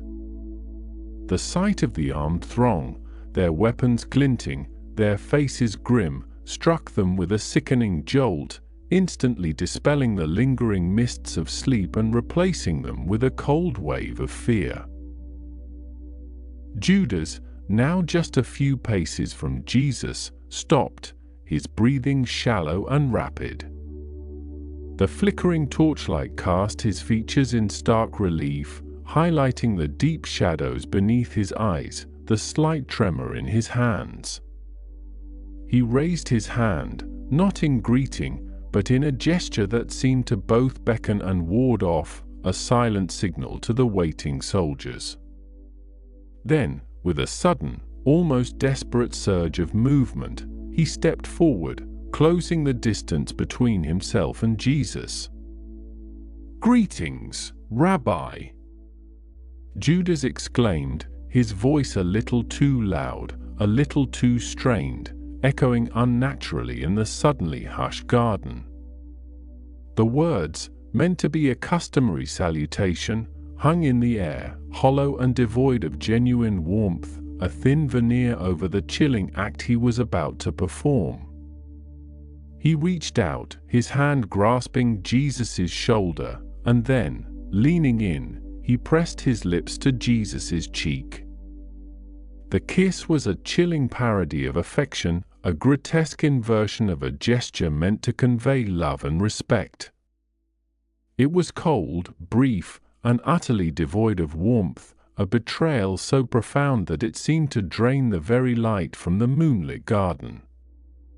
The air itself seemed to recoil from the act, a silent gasp echoing through the ancient trees. For a fleeting moment, as Judas's lips touched his skin, Jesus met his gaze, his eyes holding a depth of sorrow and understanding that seemed to pierce through Judas's carefully constructed facade. "Judas," Jesus said, his voice soft, filled with a heart-breaking gentleness that belied the gravity of the moment, "would you betray the Son of Man with a kiss?" The question was not an accusation, but a lament, a profound expression of grief for the path Judas had chosen, for the loss of a soul that had once walked beside him. It was a moment of agonizing intimacy, a final, poignant exchange between master and betrayer, played out under the cold gaze of the armed men. The words hung in the air, a silent condemnation that seemed to settle upon Judas like a shroud. He flinched, a subtle tremor passing through his body, his eyes darting away from Jesus's unwavering gaze, unable to meet the profound sorrow reflected there. The act was done, the signal given, the point of no return crossed. The kiss of betrayal, a symbol of ultimate treachery, had been delivered, turning a gesture of affection into one of profound, despicable treachery. Immediately, as if on cue, the temple guards and Roman soldiers surged forward, their movements swift and practiced. The clatter of their weapons, the rustle of their cloaks, and the low, guttural commands of their officers filled the air, obliterating the last vestiges of the garden's peace. They surrounded Jesus, their grim faces illuminated by the flickering torchlight, their hands reaching out to seize him. The suddenness of their advance, the sheer force of their numbers, was overwhelming, a tidal wave of armed men engulfing the solitary figure. The disciples, jolted into full awareness, cried out in alarm, their fear giving way to a desperate, confused anger. Peter, ever impetuous, his heart pounding in his chest, his mind reeling from the shock of the betrayal, instinctively reached for the sword he carried, a small, utilitarian blade. With a desperate cry, a guttural sound of defiance and loyalty, he drew it from its sheath, the metallic rasp echoing sharply in the night. Without a moment's hesitation, he swung the blade wildly, a desperate, clumsy attempt to defend his master against the overwhelming force. His aim, in his panic and confusion, was poor, but the blade found its mark, striking the ear of Malchus, the high priest's servant, who stood nearest to Jesus, his face contorted in a grimace of pain as he stumbled back, clutching his bleeding ear. The sudden act of violence, the sight of blood, sent a ripple of shock through the arresting party, momentarily halting their advance. "Put your sword back in its place," Jesus commanded, his voice firm, yet still imbued with that same profound calm, cutting through the sudden chaos. He looked at Peter, his eyes conveying a quiet understanding, a gentle rebuke. "For all who draw the sword will die by the sword." Then, with a gesture that astonished both his disciples and his captors, he reached out and touched Malchus's wounded ear. A warm, golden glow emanated from his fingertips, and in an instant, the wound was healed, the blood stanched, the ear restored as if it had never been harmed. The high priest's servant, his face a mixture of shock and disbelief, touched his ear, his eyes wide with wonder and fear. The miracle, performed in the very act of his arrest, was a stark testament to his power, yet it was also a profound act of compassion, even towards those who sought his harm. It was a final, quiet demonstration of the nature of his kingdom, a kingdom not of violence or earthly power, but of healing and divine love. Jesus then turned to the chief priests, the officers of the temple guard, and the elders who had accompanied the arresting party, their faces etched with a mixture of triumph and unease. "Am I leading a rebellion?" he asked, his voice resonating with quiet authority, "that you have come out with swords and clubs to capture me? Every day I sat in the temple courts teaching, and you did not arrest me. But this has all taken place that the writings of the prophets might be fulfilled." His words were not a plea, but a statement of divine purpose, a quiet declaration that even in this moment of profound betrayal and imminent suffering, he was fulfilling a grander design. The soldiers, momentarily stunned by the healing and the quiet authority of Jesus' words, quickly recovered their composure. Their orders were clear, their duty absolute. They moved in, seizing Jesus, their hands rough and unyielding as they bound his wrists. The ropes, coarse and chafing, bit into his skin, a stark symbol of his newfound captivity. He offered no resistance, his body yielding to their grasp, his gaze fixed on some distant, unseen horizon. The disciples, witnessing the brutal efficiency of the arrest, the binding of their master, felt a wave of despair wash over them. Their earlier bravado, their fervent declarations of loyalty, crumbled in the face of such overwhelming force. Fear, a cold, paralyzing dread, gripped their hearts. They had believed in his power, had seen his miracles, but this was different. This was the raw, brutal power of the world, and it was crushing their hopes, their dreams, their very understanding of what was happening. As the soldiers began to lead Jesus away, back down the winding path towards Jerusalem, the disciples scattered. Peter, his face pale with shock and fear, turned and fled into the deeper shadows of the olive grove, his heart pounding a frantic rhythm against his ribs. James and John, their youthful faces etched with terror, followed suit, disappearing into the darkness, their loyalty momentarily overwhelmed by the instinct for self-preservation.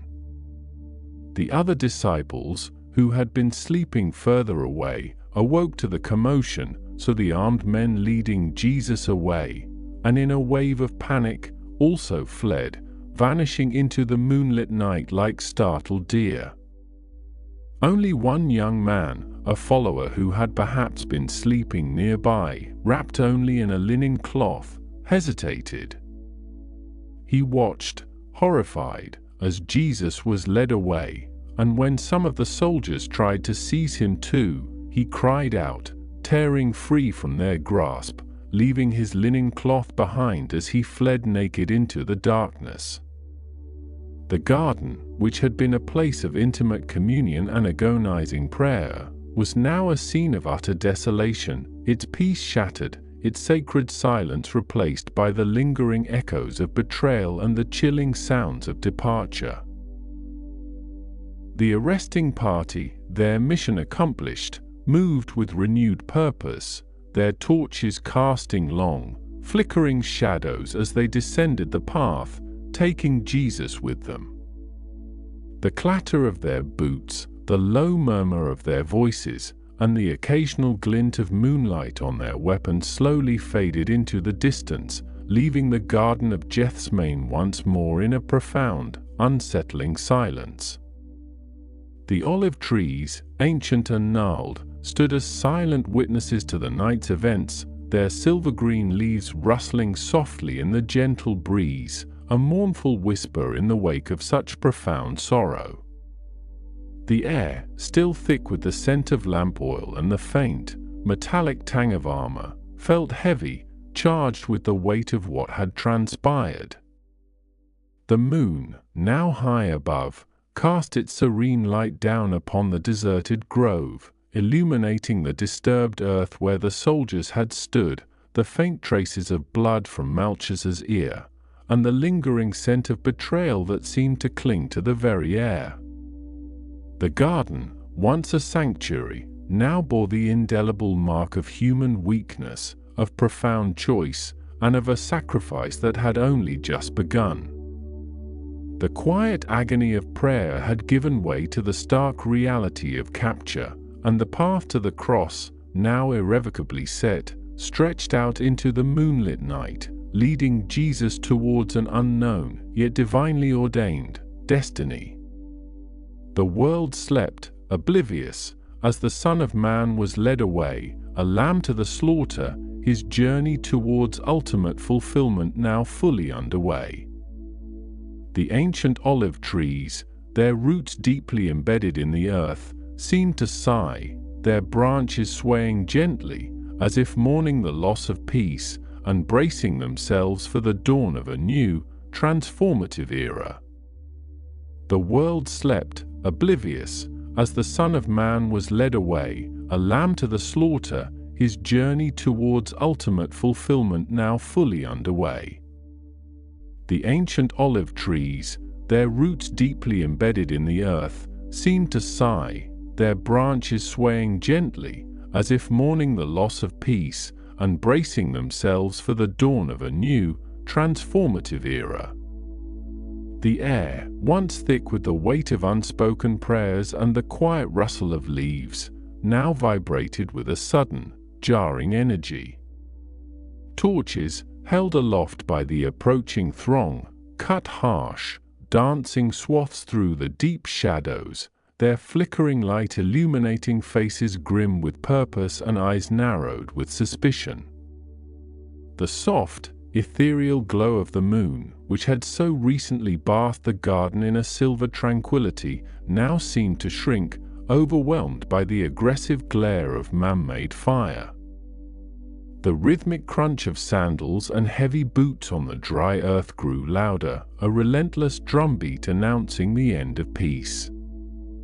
Jesus, his face still etched with the profound sorrow of his recent struggle, stood with a quiet dignity that seemed utterly out of place amidst the rising clamor. His gaze, though weary, held a steady, unwavering light, meeting the approaching figures with an almost serene acceptance.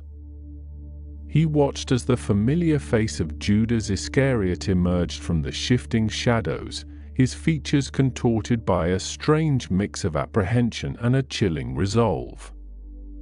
The kiss, a prearranged signal, was swift and brutal in its betrayal, a soft brush of lips that felt like a brand of ice, searing itself into the very fabric of the night. It was a gesture meant to identify, but it served only to deepen the chasm between loyalty and deceit, between love and its perversion. As Judas stepped back, his eyes avoiding Jesus's, the armed men surged forward.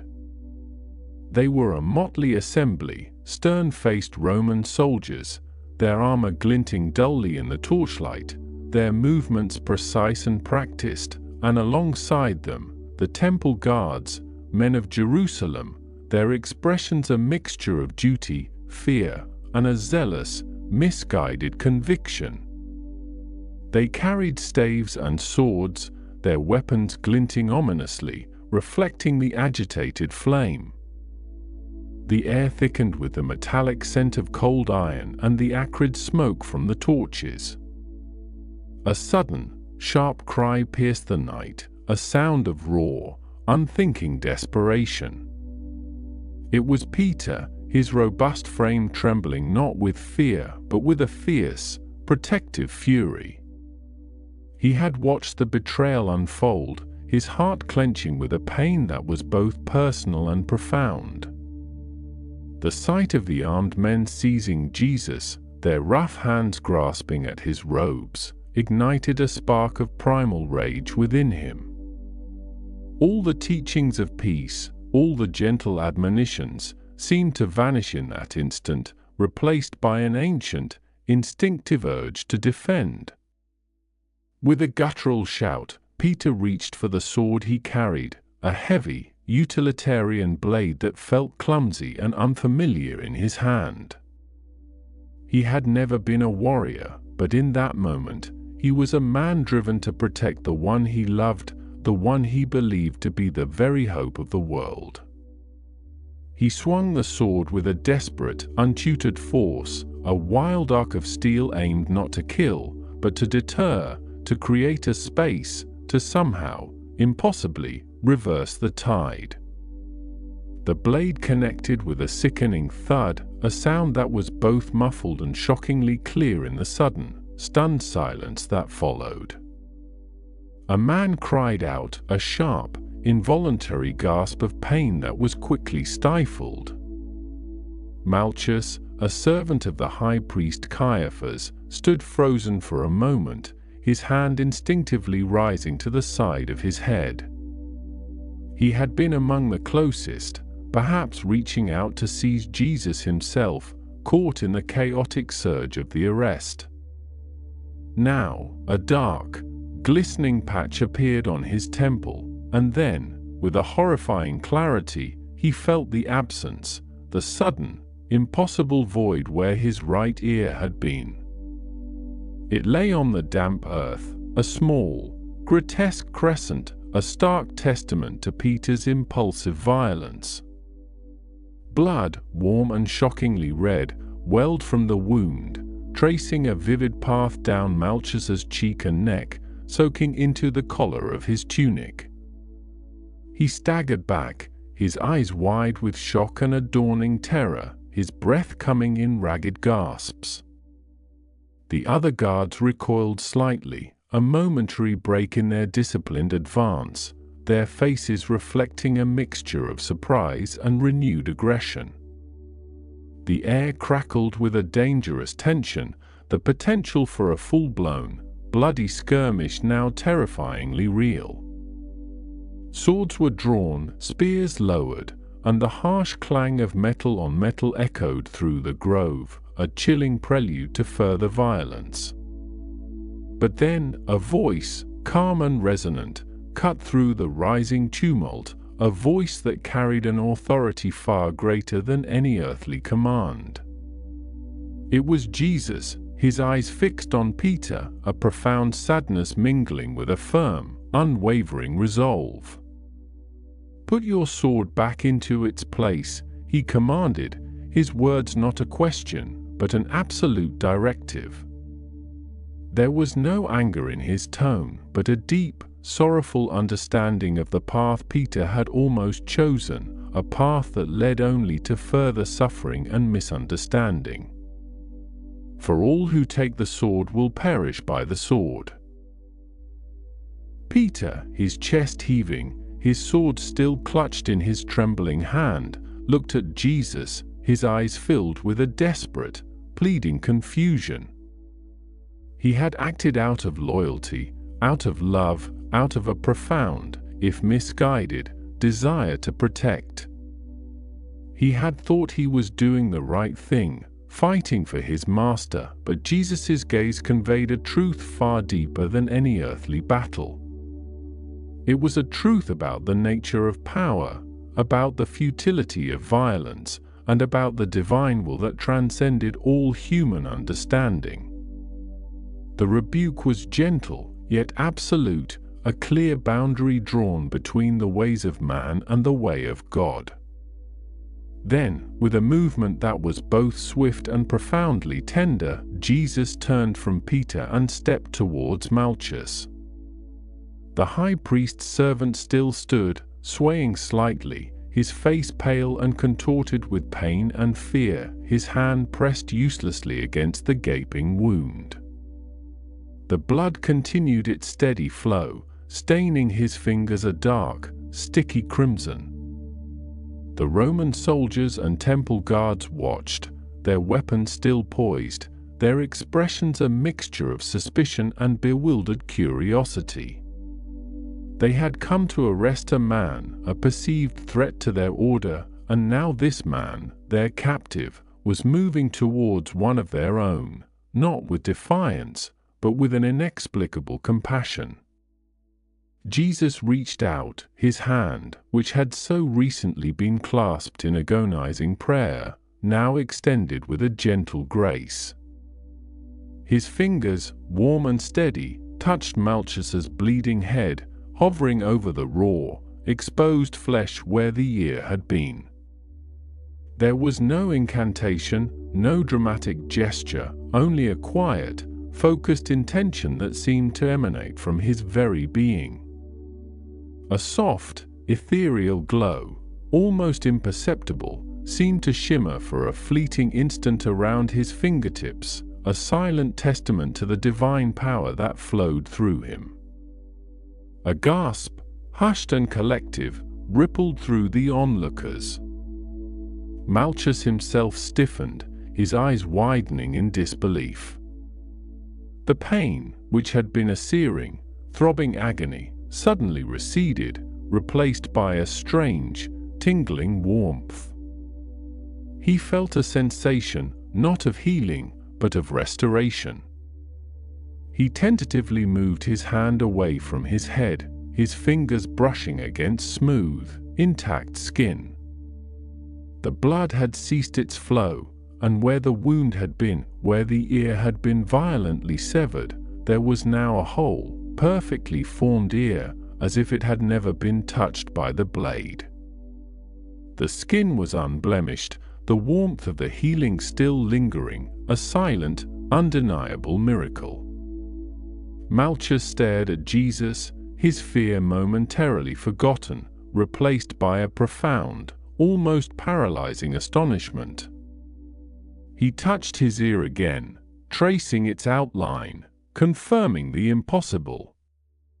The guards, too, lowered their weapons slightly, their faces a mixture of awe and confusion. They had witnessed something utterly beyond their comprehension, something that defied the laws of nature and the brutal realities of their world.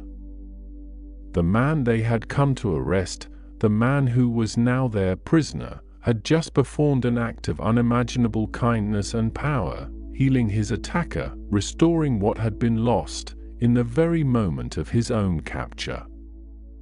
Jesus' gaze, gentle yet penetrating, met Malchus's, a silent message passing between them. It was a message of compassion, of forgiveness, of a love that extended even to those who sought to harm him. He had chosen not to fight, not to resist, but to heal, to demonstrate the true nature of his kingdom, a kingdom not of earthly power and violence, but of grace and restorative love. He then turned his attention back to Peter, his voice softer now, but still imbued with an undeniable authority. "Do you think that I cannot appeal to my Father, and he will at once send me more than 12 legions of angels?" he asked, his words hanging in the cool night air, a profound question that encompassed the vastness of divine power and the depth of his own chosen path. But how then should the scriptures be fulfilled, that it must be so? Peter, his sword now clattering to the ground, stood humbled, the full weight of Jesus' words settling upon him. He understood, in that moment, that his master's path was not one of earthly triumph through force, but of divine surrender through suffering. The impulse to fight, to protect, to resist, was a human one, born of love and fear, but it was not the path ordained by God. Jesus was not merely allowing himself to be taken, he was choosing it, embracing his destiny with a courage that transcended all understanding. The brief, startling interlude of violence and miraculous healing had momentarily paused the relentless march of events. But the purpose of the arresting party remained unchanged. The moment of awe quickly faded, replaced by the grim determination of their duty. The Roman centurion, a man whose face was a mask of disciplined resolve, stepped forward, his voice gruff but steady.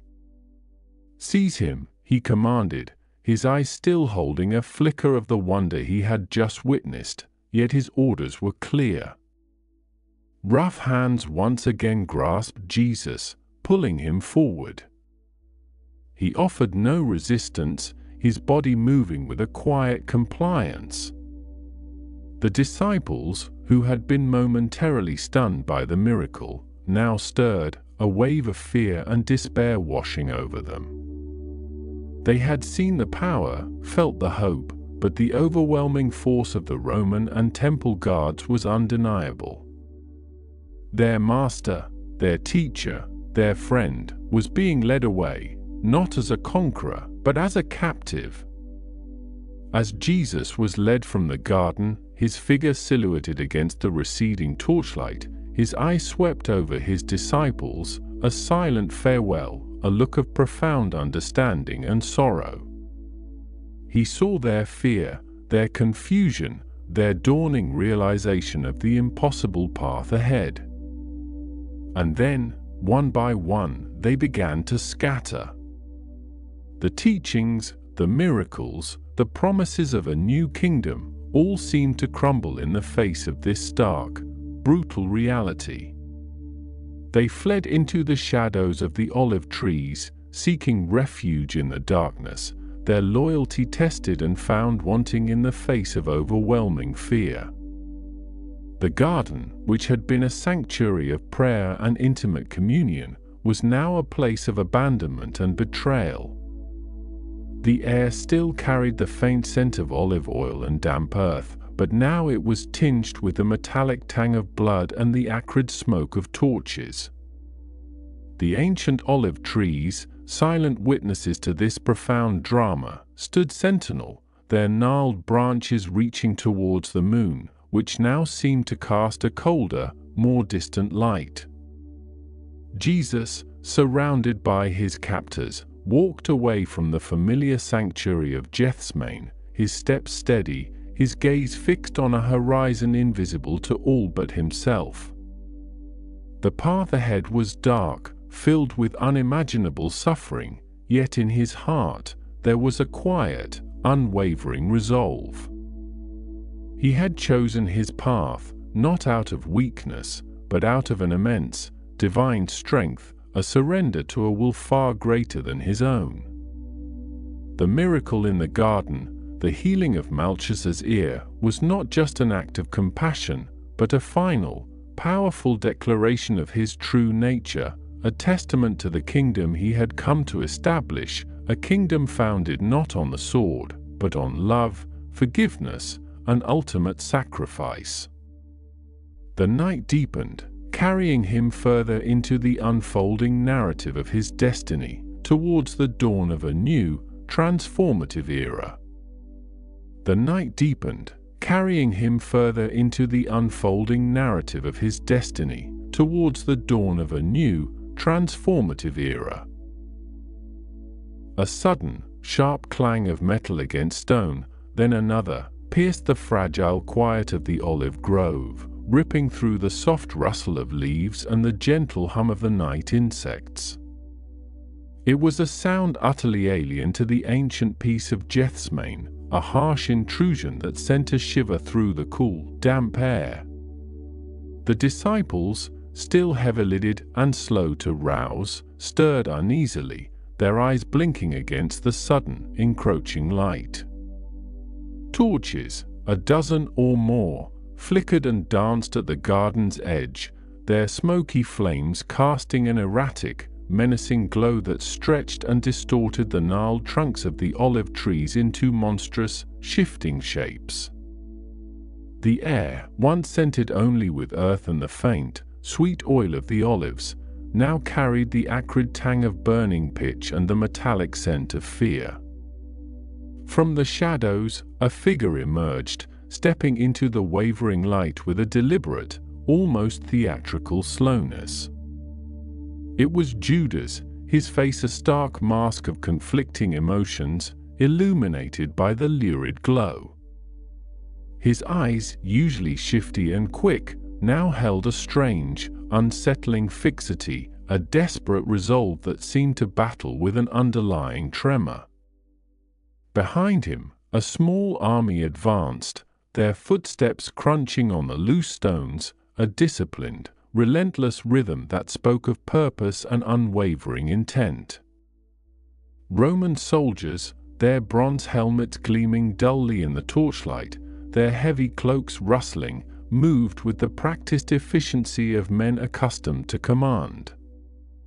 Beside them, the temple guards, their robes dark against the night, their faces grim and unyielding, carried staves and swords, their expressions a mixture of duty and a cold, righteous anger. The air grew thick with the unspoken tension of impending confrontation, a heavy blanket pressing down upon the small band of disciples and their weary teacher. Jesus, who had been standing in quiet contemplation, his face still etched with the profound sorrow of his recent struggle, turned slowly towards the approaching throng. There was no surprise in his gaze, only a deep, abiding understanding, a recognition of the inevitable. He had known this moment would come, had spoken of it, had prepared for it in the lonely depths of his prayer.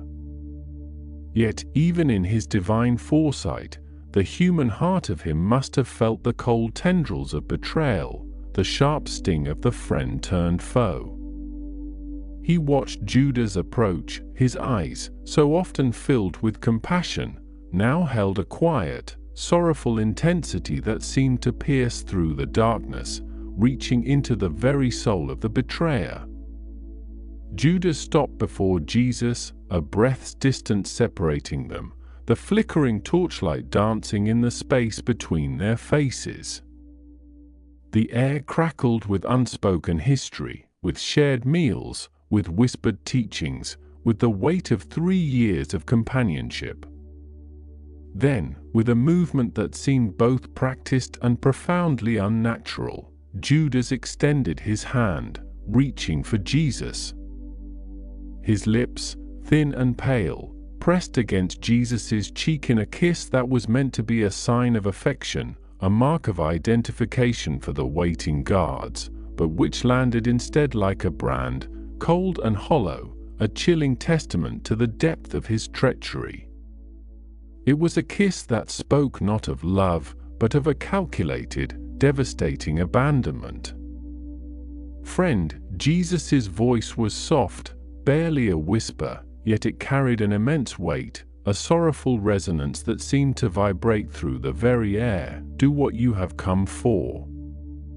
His words were not an accusation, but a lament, a recognition of a choice made, a path irrevocably taken. There was no anger in his tone, only a profound, heart-breaking pity for the man who stood before him, lost in the labyrinth of his own dark decisions. The moment the kiss was delivered, the garden erupted into a flurry of motion. The Roman soldiers and temple guards, their patience exhausted, surged forward, a wave of steel and muscle. Their movements were swift, brutal, and efficient, honed by years of enforcing order. They surrounded Jesus, their weapons glinting ominously in the torchlight, their faces impassive beneath their helmets. Hands, rough and unfeeling, seized Jesus, binding his wrists with ropes that bit into his flesh, pulling them taut behind his back. He offered no resistance, no struggle, his body yielding to their force with a quiet, dignified submission that only intensified the raw brutality of the act. The disciples, who had been watching in stunned horror, suddenly sprang into action, a chaotic, desperate flurry of loyalty and fear. Peter, ever impetuous, ever quick to draw steel, lunged forward, his hand instinctively gripping the hilt of a small sword he carried.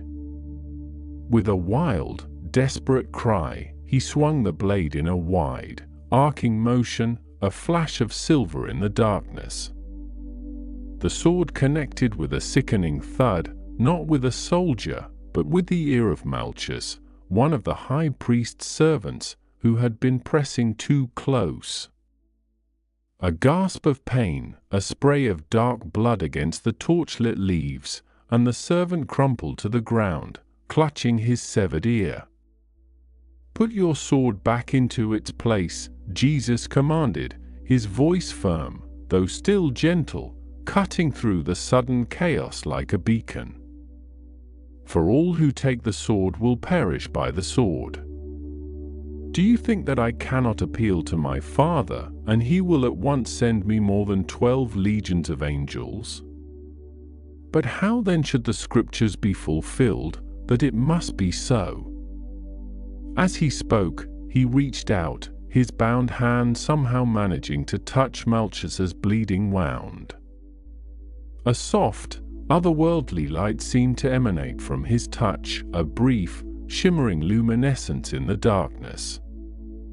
In an instant, the wound closed, the ear was restored, whole and unblemished, a silent, astonishing miracle performed in the very act of his own capture, a final, poignant demonstration of his power and his boundless compassion, even for his captors. This act, however, did little to quell the rising tide of fear and confusion among his disciples. The sight of their teacher, bound and helpless, the overwhelming force of the armed men, the sudden violence and the miraculous healing, all of it combined to create a maelstrom of terror that swept through them. James, the fiery son of Zebedee, felt a cold dread seep into his bones, extinguishing the last embers of his zeal. He had imagined glory, had dreamed of power, but this was a terrifying reality, a brutal descent into an unknown darkness. His heart pounded against his ribs, a frantic drumbeat of panic. John, the beloved disciple, his face pale and drawn, watched with wide, disbelieving eyes as the soldiers roughly jostled Jesus, pulling him away. The gentle, loving presence that had been the anchor of his world was being torn from him, and a profound, aching emptiness began to bloom in his chest. The words Jesus had spoken earlier, about the shepherd being struck and the sheep scattered, echoed in their minds with a chilling prescience. The prophecy was unfolding before their very eyes, stark and undeniable. The bond that had held them together, the unwavering presence of their teacher, was suddenly severed, and without that central gravitational force, they felt themselves flung outwards, adrift in a sea of fear. The world, which had seemed so clear and purposeful under his guidance, now dissolved into a terrifying, formless void. Panic, raw and unreasoning, seized them. The sheer number of soldiers, their cold, professional demeanor, the glint of their weapons, the overwhelming sense of authority they exuded, it was too much.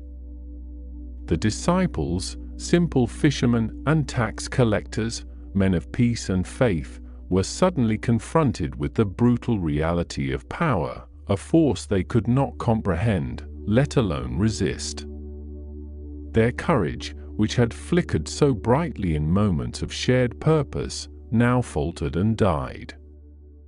The teachings of love and sacrifice, which had seemed so profound and empowering, now felt impossibly distant, swallowed by the immediate, visceral instinct for self-preservation. One by one, they began to melt away into the shadows, their movements clumsy and desperate. Bartholomew stumbled over a root, his cloak catching on a low branch as he fled. Thomas, his usual skepticism replaced by a stark terror, darted behind a thick olive trunk, his breath ragged in his throat. Philip, his face a mask of bewildered fear, pushed through the dense foliage, heedless of the scratching branches.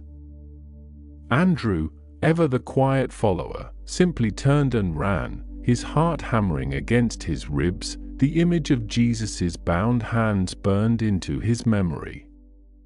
Simon the Zealot, whose fiery passion had once yearned for revolution, found his revolutionary spirit utterly extinguished by the cold, hard reality of Roman might.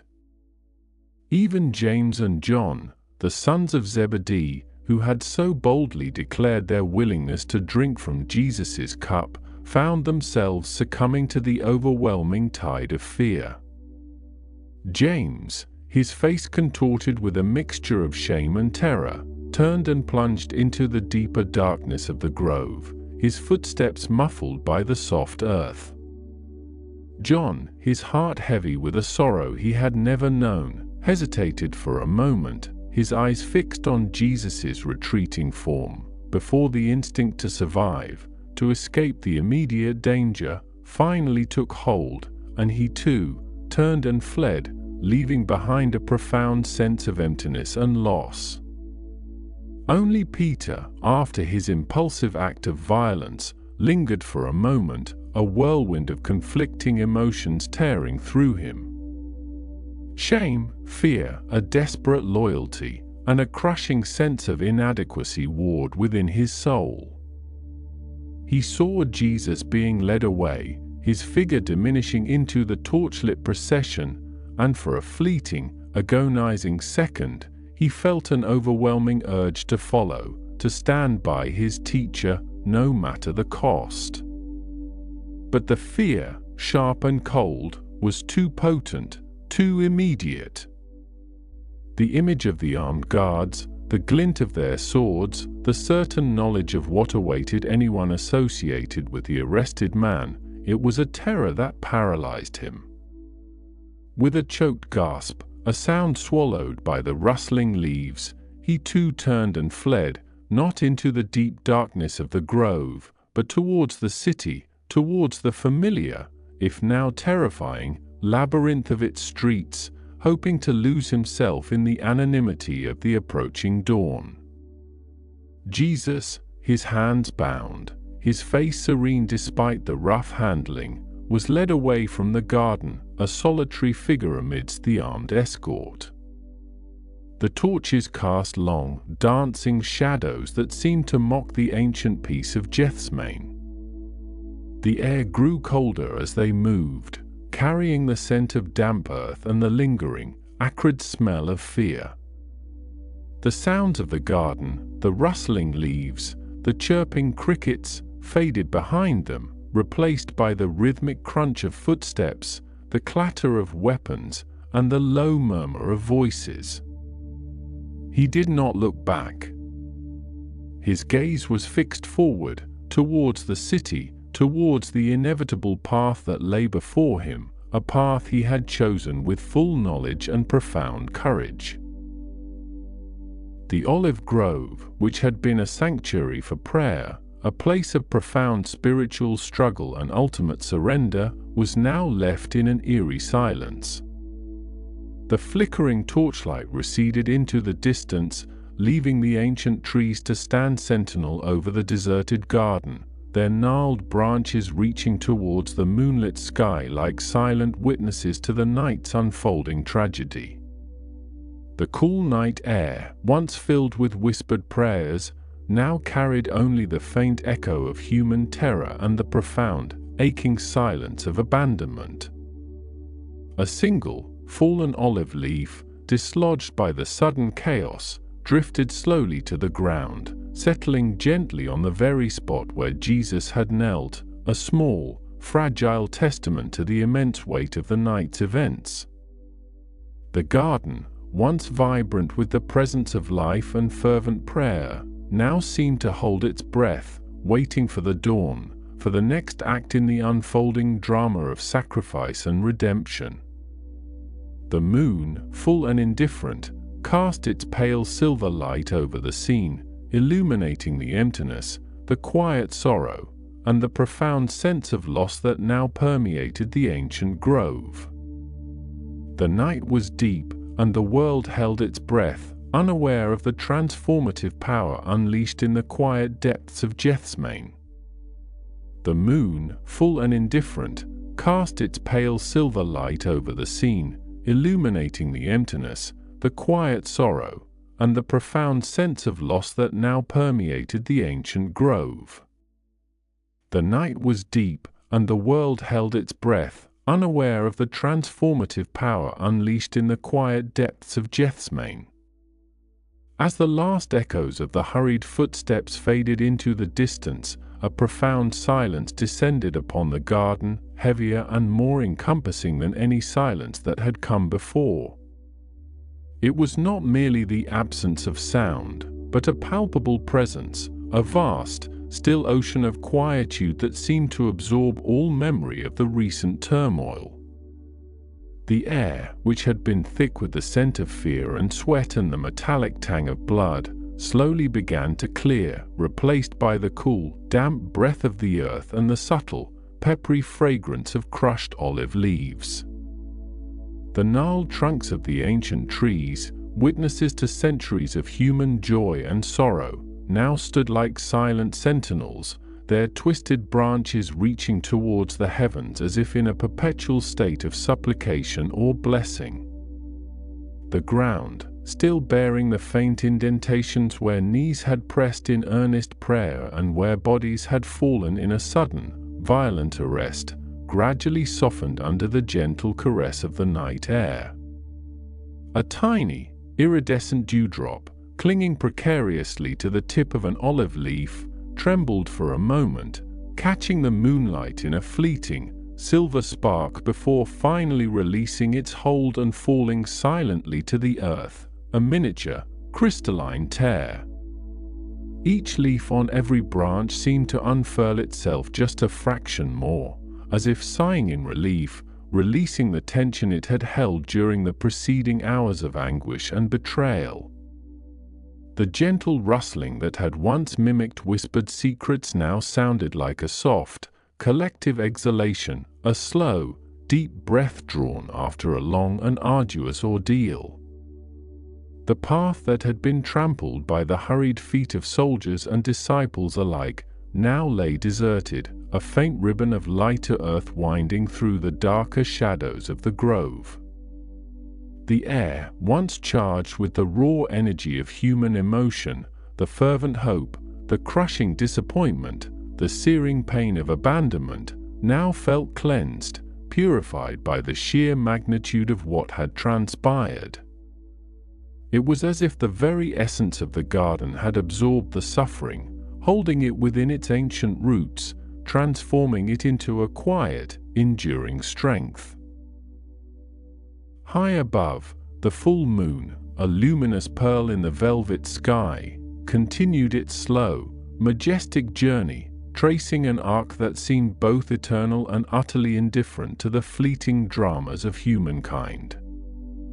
Its light, once a harsh spotlight on the scene of betrayal, now seemed to soften, bathing the garden in a benevolent, silvery glow that blurred the sharp edges of reality and invited contemplation. The long, dancing shadows cast by the olive trees, which had previously held a menacing quality, now appeared softer, more fluid, like gentle brushstrokes on a vast, dark canvas. They stretched and swayed with the imperceptible currents of the night breeze, creating an illusion of quiet movement, a silent, graceful dance of light and shadow. A small, nocturnal bird, perhaps a nightingale that had been startled into silence by the earlier commotion, now tentatively began to sing. Its melody, at first hesitant and fragile, gradually gained confidence, weaving a delicate tapestry of sound into the profound stillness. Each note was pure and clear, a single thread of beauty piercing the vast expanse of quiet, a testament to the enduring rhythm of life even in the face of profound sorrow. The bird's song was not a lament, but rather a gentle affirmation, a quiet declaration that even after the deepest darkness, there would always be the promise of dawn, the possibility of renewal. The scent of the ancient olive trees, deeply rooted in the soil for centuries, grew more pronounced as the night deepened. It was an earthy, slightly bitter aroma, mingled with the faint, sweet perfume of unseen night-blooming flowers and the cool, mineral tang of damp soil. This fragrance, so intrinsically linked to the very identity of Gethsemane, now seemed to carry within it the echoes of all the prayers ever whispered beneath these branches, all the tears ever shed, all the moments of profound human connection and divine encounter. It was a scent of endurance, of deep-seated wisdom, of a quiet, unwavering presence that had witnessed countless cycles of life and death, of hope and despair. The very stones of the garden path, worn smooth by generations of feet, seemed to hum with a residual energy, a faint vibration that spoke of the momentous events they had just borne witness to. Yet, this energy was not one of agitation, but rather a deep, resonant calm, like the steady pulse of the earth itself. It was as if the garden, having absorbed the full shock of human weakness and divine strength, had now settled into a state of profound equilibrium, a quiet understanding of its own sacred role in the unfolding narrative. The air grew cooler still, a gentle embrace that invited introspection and peace. It carried no trace of the recent violence, no lingering scent of fear or anger. Instead, it was clean and crisp, invigorating in its purity, hinting at the vast, silent expanse of the universe beyond the confines of the garden walls. The distant city of Jerusalem, which had been a hub of activity and anticipation just hours before, now lay cloaked in a deep, almost impenetrable darkness, its sounds muffled by distance and the lateness of the hour. Only a faint, flickering glow from a few isolated lamps could be discerned, tiny pinpricks of light against the vast, dark canvas of the sleeping city, like distant stars mirroring the ones above. In this profound stillness, the themes that had woven themselves through the night, surrender to divine will, the agony of choice, human weakness versus spiritual vigilance, betrayal and loyalty, compassion amidst suffering, the nature of sacrifice, loneliness in leadership, the fulfillment of prophecy, all seemed to coalesce into a singular, overarching truth. It was a truth not spoken in words, but felt in the very marrow of the bones, understood in the quiet depths of the soul. It was the understanding that even in the darkest moments, even in the face of the most profound suffering and betrayal, there existed an unwavering thread of divine purpose, a quiet strength that transcended all human limitations.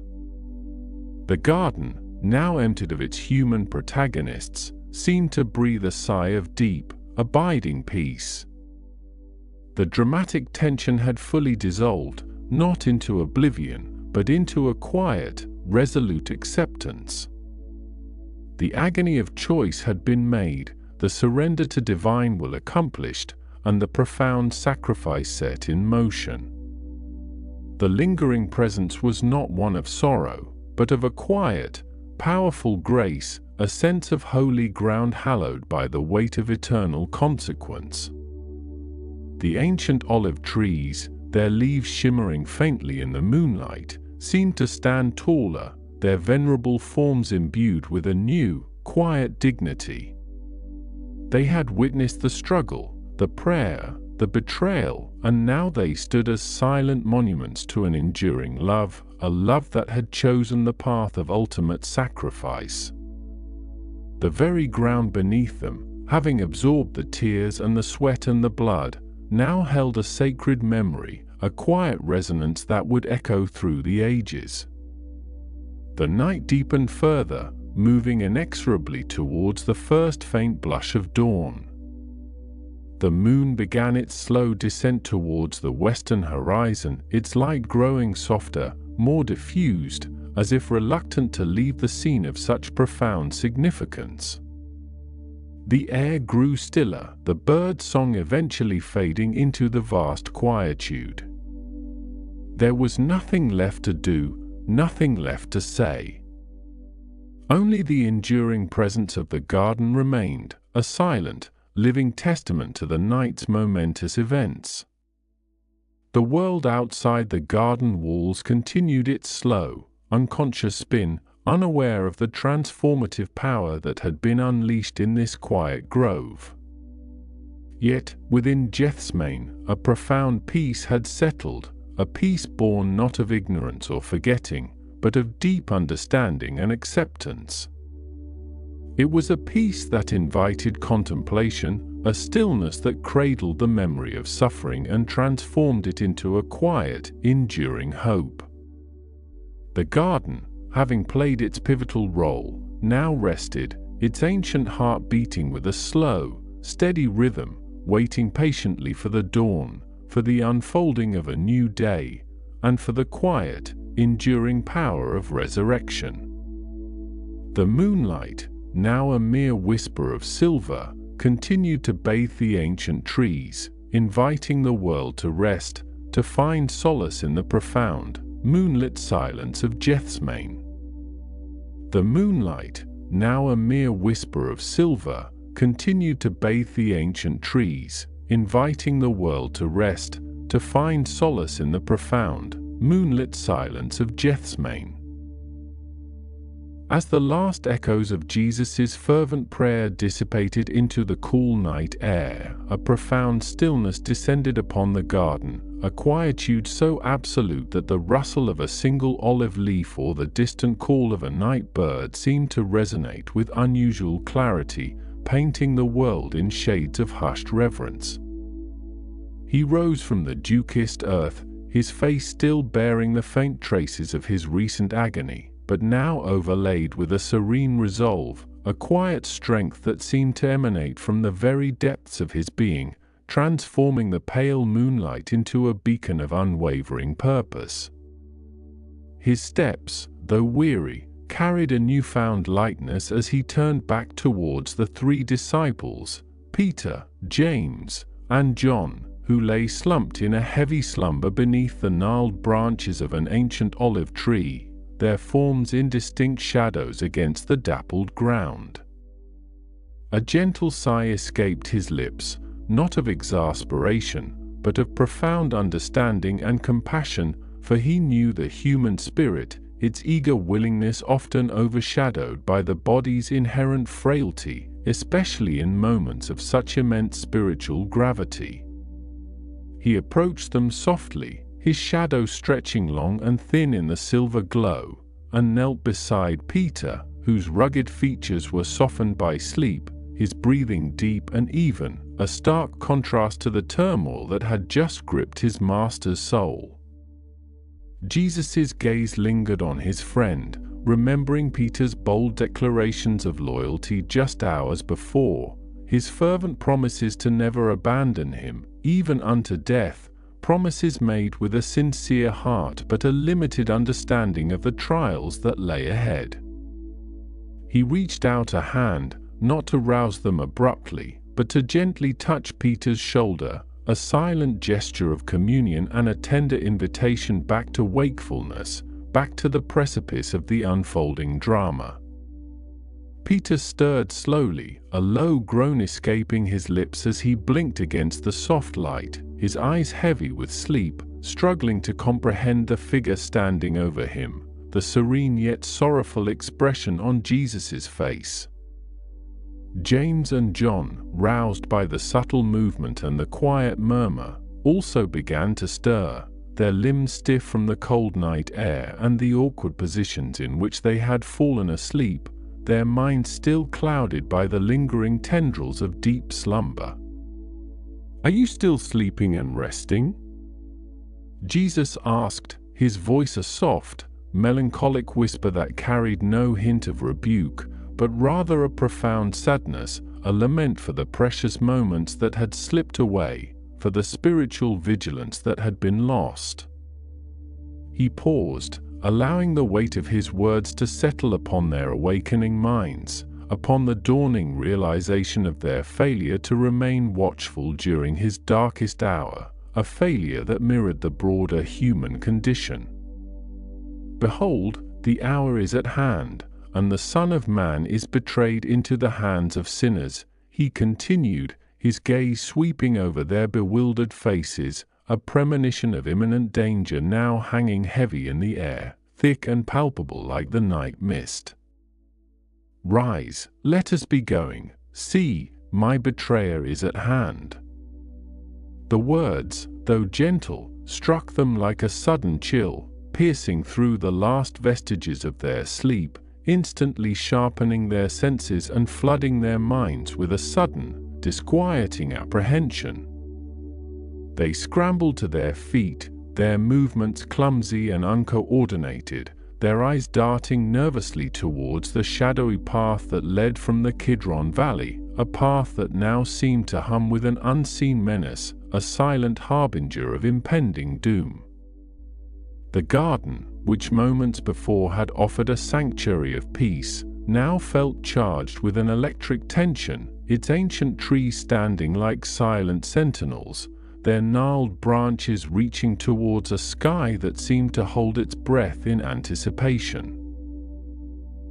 As they stood there, a sudden, distant glimmer caught their eyes, a flickering light that danced amidst the olive trees along the lower slopes of the mount, growing steadily brighter, accompanied by the faint, rhythmic tramp of many feet and the low murmur of voices, a sound that grew louder with each passing moment, shattering the sacred silence of the night. It was a procession, a moving line of torches and lanterns, their flames casting grotesque, dancing shadows that stretched and contorted among the ancient trunks, transforming the familiar landscape into a scene of unsettling theatricality. The metallic glint of weapons, catching the moonlight and the torchlight, became discernible, a chilling sight that sent a shiver down the spines of the disciples, confirming their deepest fears. "It is them," Peter whispered, his voice hoarse with a mixture of fear and dawning indignation, his hand instinctively reaching for the short sword he carried concealed beneath his cloak, a weapon he had likely brought for protection on the dangerous roads outside Jerusalem, but which now seemed woefully inadequate against the approaching multitude. James and John, though equally alarmed, remained silent, their faces pale in the flickering light, their eyes wide with a mixture of disbelief and growing dread, the reality of Jesus' words now unfolding before them with terrifying clarity. Jesus, however, remained outwardly calm, his gaze fixed on the approaching throng, his posture radiating an unshakable resolve that seemed to defy the very gravity of the situation, a quiet strength that momentarily steadied the trembling hearts of his disciples. He knew this moment had been inevitable, a preordained chapter in the unfolding narrative, and his acceptance of it was absolute, a profound surrender that transcended fear and human resistance. He took a deep breath, the cool night air filling his lungs, and then, with a quiet authority, he stepped forward, moving towards the edge of the grove, towards the path where the approaching crowd would soon emerge, ready to meet his fate head-on. The air grew heavy with the scent of burning oil from the torches, mingling with the earthy aroma of the olive trees and the faint, metallic tang of fear that now permeated the atmosphere.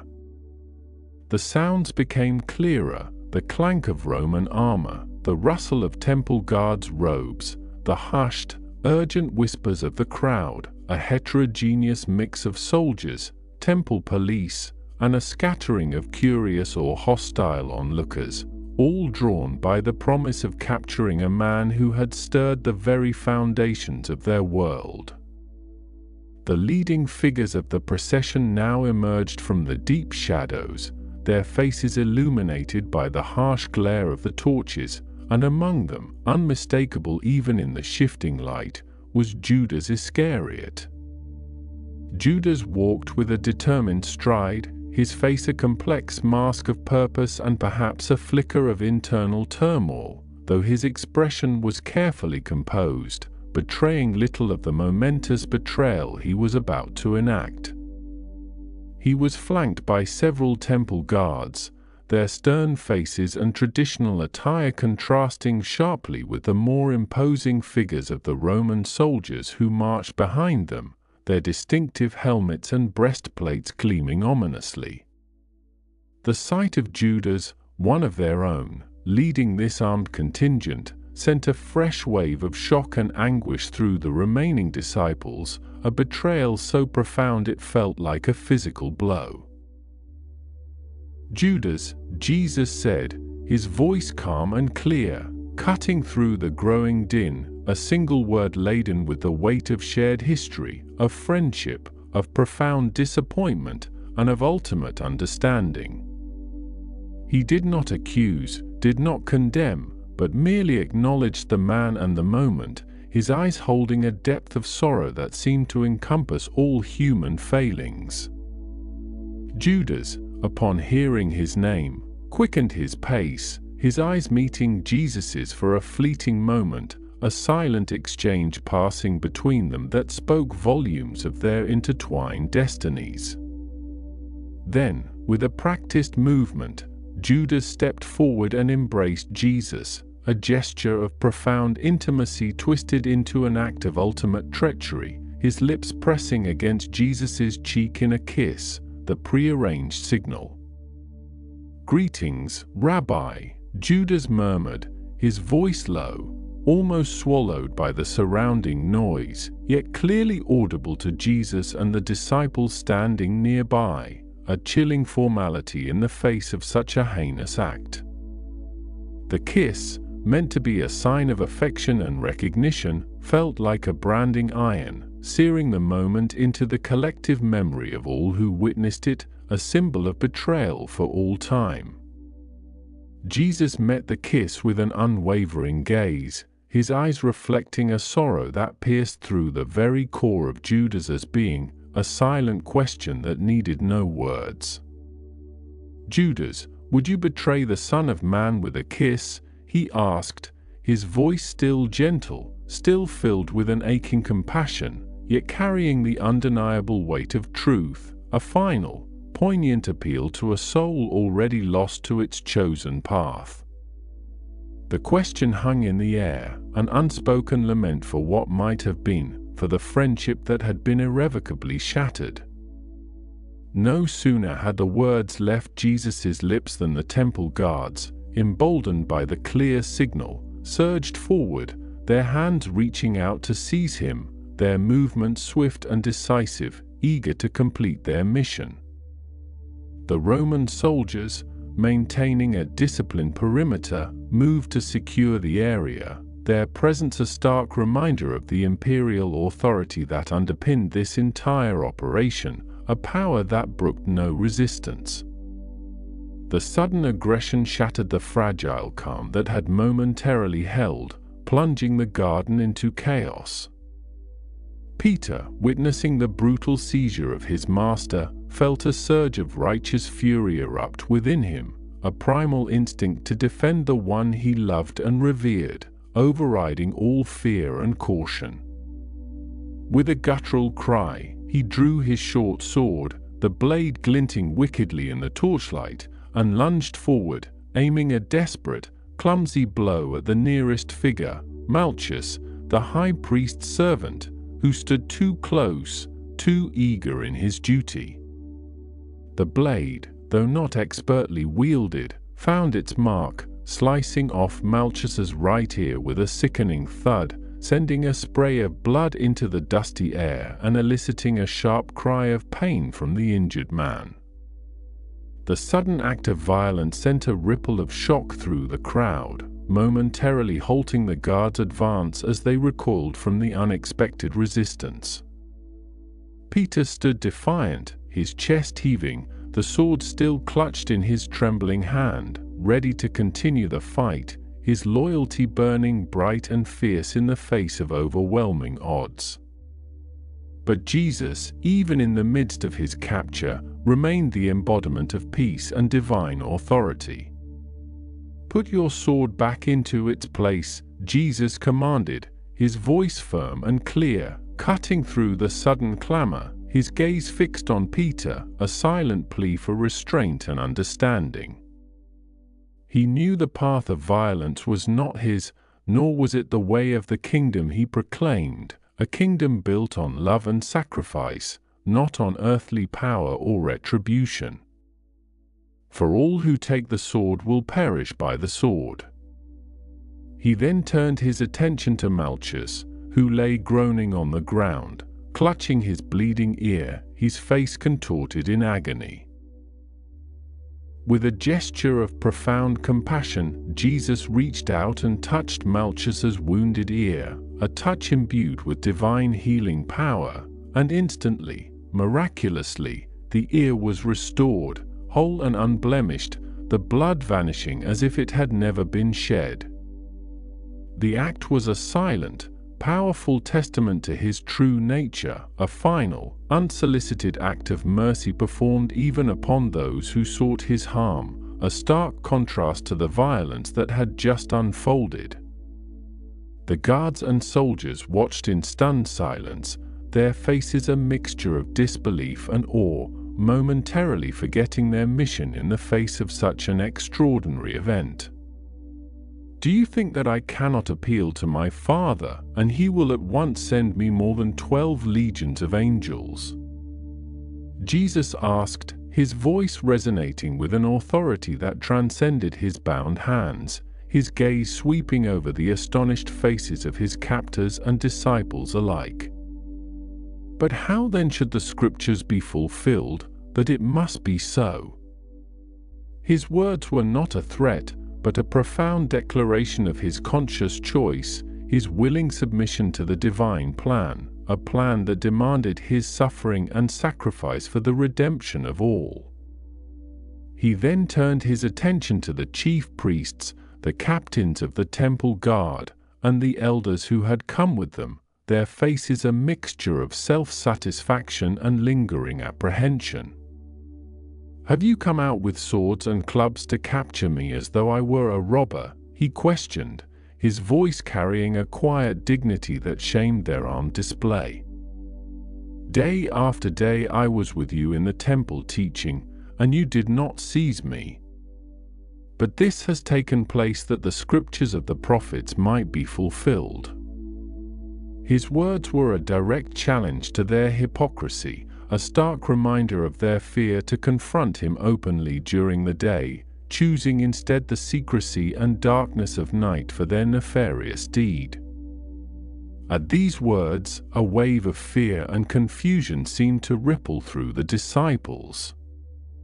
The suddenness of the betrayal, the overwhelming force of the captors, and Jesus' quiet acceptance of his fate all combined to shatter their understanding of what was happening, dissolving their courage into a desperate instinct for self-preservation. Peter, James, and John, along with the other disciples who had been roused by the commotion, now saw their world crumbling around them, their hopes and dreams for a triumphant messianic kingdom dissolving into the cold reality of capture and imminent danger. One by one, they began to slip away, melting back into the shadows of the olive grove, their loyalty momentarily overcome by the primal urge to escape the terrifying scene. They scattered in different directions, their footsteps muffled by the soft earth, their forms quickly swallowed by the deep night, leaving Jesus alone amidst his captors. The garden, which had witnessed his agony and his peace, now bore witness to his abandonment, a profound loneliness settling upon him even as the throng of soldiers and guards closed in, their hands now firmly binding his wrists with rough ropes.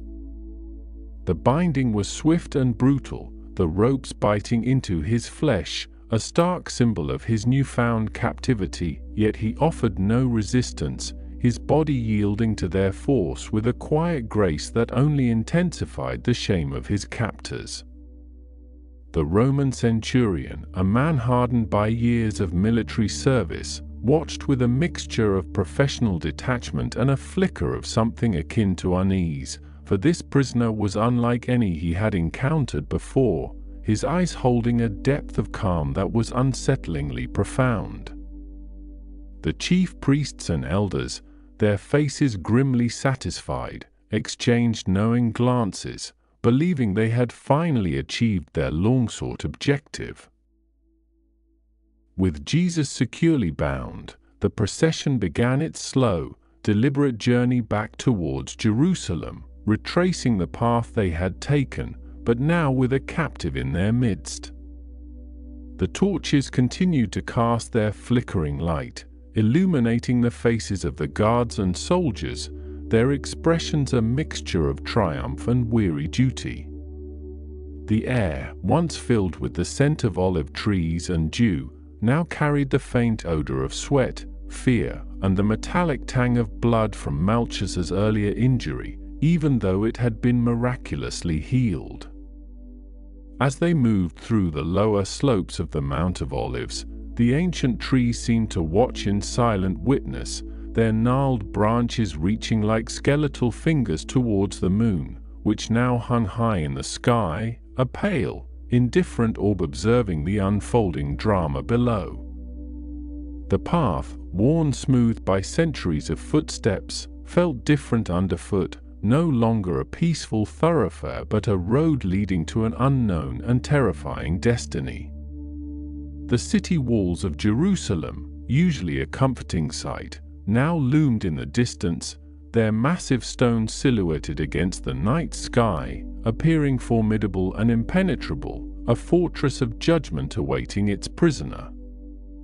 The sounds of the city, usually a distant hum, began to grow louder as they descended further, the occasional barking of dogs, the faint cries of street vendors who might still be awake, the general murmur of a city that never truly slept, all blending into a disorienting symphony that heralded their approach. The air grew colder, a sharp breeze sweeping down from the hills, rustling the leaves and making the torch flames dance wildly, casting erratic shadows that seemed to mock the solemnity of the procession. Jesus walked with a steady gait, his head held high, his eyes fixed forward, not on the faces of his captors, but on some distant, unseen horizon, a destination known only to him. His silence was profound, a powerful testament to his inner resolve, a quiet strength that unnerved his captors more than any struggle or protest could have. The Roman soldiers, accustomed to prisoners who cursed, pleaded, or fought, found his composure deeply unsettling, a quality that set him apart from every other criminal they had ever escorted. The path eventually led them across the Kidron Valley, a deep ravine that separated the Mount of Olives from the city of Jerusalem, its dark depths now shrouded in the deepest shadows, a symbolic chasm between the tranquility of the garden and the turmoil of the city. The air in the valley was damp and heavy, carrying the faint scent of stagnant water and ancient dust, a place of transition and often of burial, adding to the somber atmosphere of the journey. They crossed a small, stone bridge, its ancient arches echoing the rhythmic tramp of their feet, the sound amplified in the confined space, creating a sense of inexorable progress. As they began the ascent towards the city gates, the architecture of Jerusalem slowly revealed itself through the gloom, the imposing walls, the watchtowers, and in the distance, the faint outline of the temple, its massive structure looming majestically, even in the darkness, a symbol of religious authority and power. The gate they approached was likely the Sheep Gate or one of the lesser-used eastern gates, chosen for its discretion, allowing them to enter the city without attracting undue attention from the general populace, most of whom would be asleep. The heavy wooden gates, reinforced with iron, creaked open slowly, groaning under their own weight, revealing a narrow, dimly lit passage that led into the labyrinthine streets of Jerusalem. The air within the city walls felt different, closer, more confined, carrying the smells of human habitation, cooking fires, spices, and the faint, ever-present scent of ancient stone. The streets were mostly deserted, save for the occasional stray dog or a lone watchman, their figures appearing and disappearing in the pools of shadow cast by the few lanterns that dotted the thoroughfares. The procession moved through the narrow, winding streets, their torchlight painting fleeting patterns on the ancient stone walls of the houses, the sounds of their footsteps echoing eerily in the quiet night. The journey felt long, each step bringing Jesus closer to the inevitable confrontation, to the trials that awaited him within the city's heart. The disciples, scattered and hiding in the shadows, would later recall the terror of that night, the feeling of utter helplessness as they watched their master led away, their faith momentarily shattered by the brutal reality of his capture. Their destination was the palace of the high priest, Caiaphas, a sprawling complex of courtyards and chambers, the center of Jewish religious authority and political power, where the Sanhedrin, the supreme Jewish judicial body, would convene. The palace was a formidable structure, its high walls and imposing entrance speaking of its importance and the power it wielded over the lives of the people. As they approached, the flickering lights within the palace indicated that a gathering was already underway, a clandestine assembly convened under the cloak of darkness, eager to pass judgment. The heavy wooden doors of the palace courtyard swung open, revealing a bustling scene within, a stark contrast to the quiet streets outside. Servants hurried about, stoking braziers against the night chill, while guards stood at attention, their faces grim and expectant. The courtyard was paved with large, uneven stones, worn smooth by centuries of footsteps, and in its center, a large, crackling fire had been lit, casting a warm, inviting glow that drew the eye. Jesus was led through the courtyard, his bound hands and serene demeanor a stark contrast to the agitated energy of the place. The chief priests and elders, who had been waiting inside, now emerged, their faces etched with a mixture of triumph and a barely concealed eagerness, their eyes fixed on their prisoner, a man they considered a blasphemer and a threat to their authority. Caiaphas himself, an imposing figure in his rich robes, stood at the entrance to the main hall, his expression severe, his eyes cold and calculating as he surveyed Jesus. As Jesus was brought before them, the clamor of voices subsided, replaced by a tense silence, broken only by the crackling of the fire and the distant sounds of the city. The air was thick with anticipation, with the weight of judgment, and with the palpable sense of a momentous event unfolding. The stage was set for the first of his trials, a night of injustice and false accusations, a journey through the very heart of human darkness, yet he stood there, amidst the flickering shadows and the hostile gazes, a beacon of quiet strength, his gaze unwavering, his spirit unbroken. The moonlight, now a memory of the garden, no longer illuminated his path, replaced by the harsh, unforgiving light of human judgment, yet his inner light shone brighter than any torch, guiding him through the darkest hours towards the dawn of a new, transformative day. The chill of the night air, which had been a gentle companion in the garden, now seemed to bite with a sharper, more malevolent edge as Jesus was led through the narrow, winding streets of Jerusalem, his hands bound tightly, his steps steady despite the rough handling of the temple guards. The procession moved with a grim efficiency, a dark serpent coiling through the slumbering city, its scales glinting occasionally in the sporadic light of torches carried by the soldiers, casting long, dancing shadows that distorted the familiar architecture into menacing shapes. The sounds of their passage were muted, a deliberate effort to avoid rousing the city's inhabitants, yet the clatter of Roman sandals on cobblestones and the occasional metallic scrape of a spear against a shield echoed with an unsettling resonance in the pre-dawn quiet. Peter, having followed at a cautious distance, his heart a tumultuous sea of fear and regret, watched as the group turned a corner, disappearing behind the high walls of a grander dwelling, its imposing gates suggesting a place of authority and power, a stark contrast to the humble homes that lined the path. He knew, with a sickening certainty, that this was the house of Annas, the former high priest, a man of immense influence who still held considerable sway over the Jewish religious court, and the realization sent a fresh wave of dread through his already battered spirit. The sheer audacity of the situation, the swiftness with which events had unfolded, left him reeling, his mind struggling to grasp the reality of his master, the one he had sworn to follow to death, now being led like a common criminal into the heart of their religious establishment. He hesitated, a profound internal struggle playing out within him, the desire to flee warring fiercely with an unyielding, though trembling, loyalty that still flickered like a dying ember in his soul.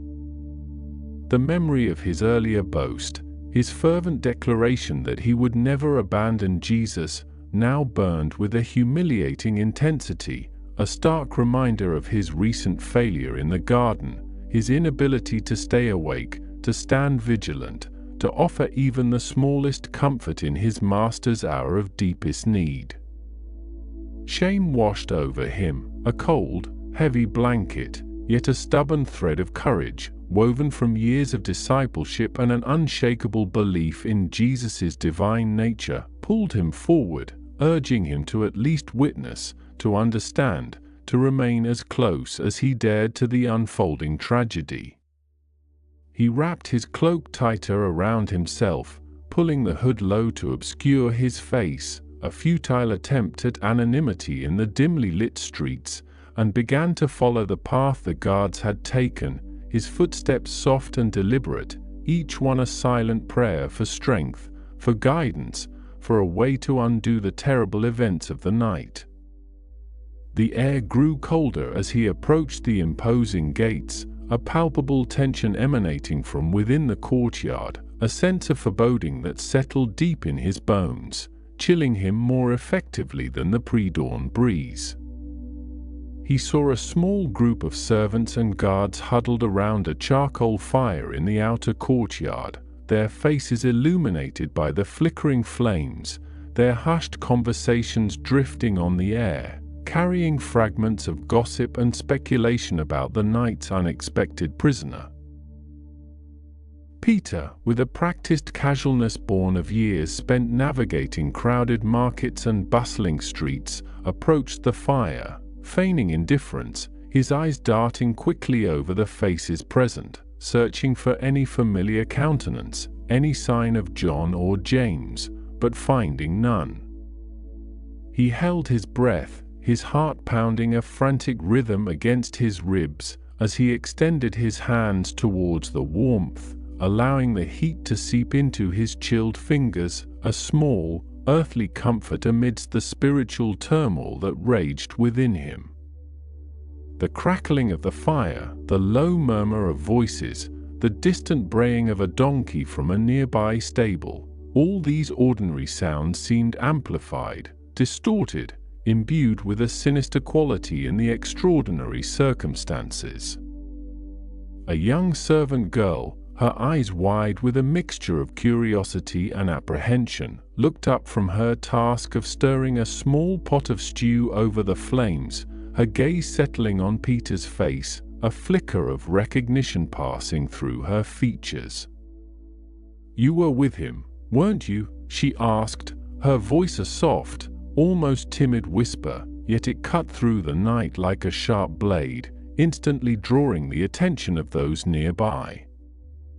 Peter's blood ran cold, a wave of panic washing over him, his mind racing, desperately searching for a plausible denial, for a way to escape the sudden scrutiny. He shook his head vehemently, his voice rougher than he intended. "I do not know what you are talking about. I do not know the man." The words, once spoken, felt like ash in his mouth, a bitter taste of betrayal, a stark echo of his master's earlier warning, yet fear, a primal, overwhelming force, had seized him, twisting his tongue, compelling him to deny the very truth that defined his life. He turned away abruptly, moving to the edge of the courtyard, seeking the shadows, his heart hammering against his ribs, a desperate bird trapped in a cage, longing for flight. He heard the girl's voice again, this time louder, more insistent. Indeed, this man was with Jesus of Nazareth, for his accent betrays him as a Galilean. Another servant, a man with a stern, suspicious face, joined her, his eyes narrowing as he scrutinized Peter, adding his own accusation, "Are you not one of his disciples?" Peter's denial this time was more forceful, more vehement, laced with a desperate urgency, "Woman, I do not know him." He cursed, a raw, guttural sound, hoping the profanity would lend credibility to his feigned ignorance, hoping to distance himself from the man he had so recently adored, so recently promised to follow.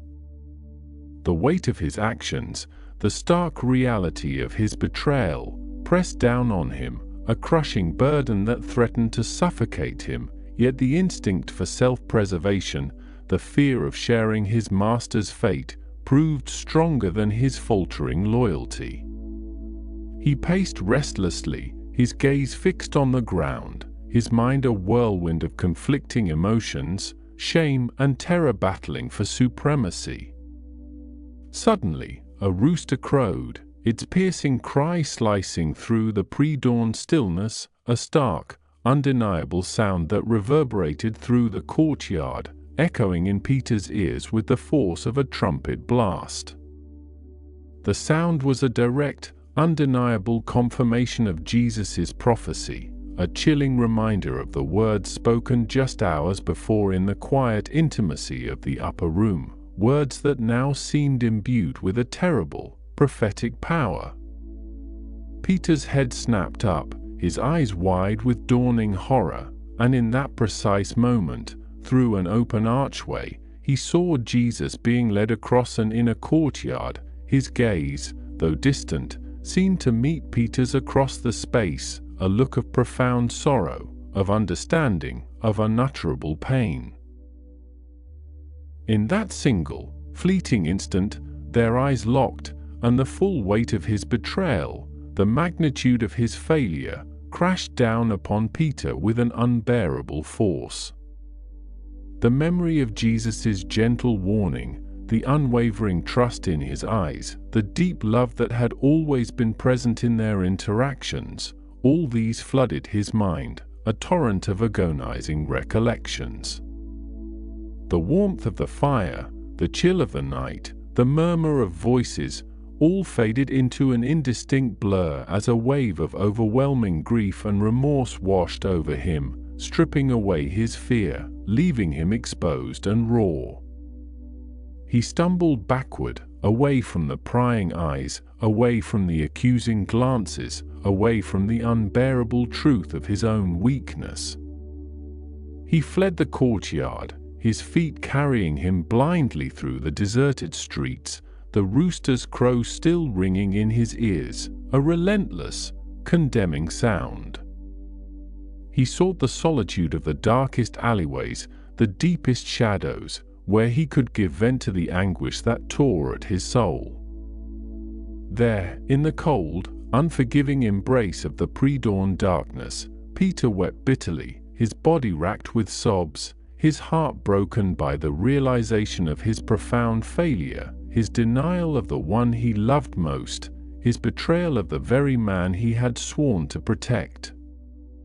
The tears flowed freely, hot and stinging, washing away the last vestiges of his pride, leaving him utterly undone, a man stripped bare of his illusions, confronted with the raw, painful truth of his own humanity.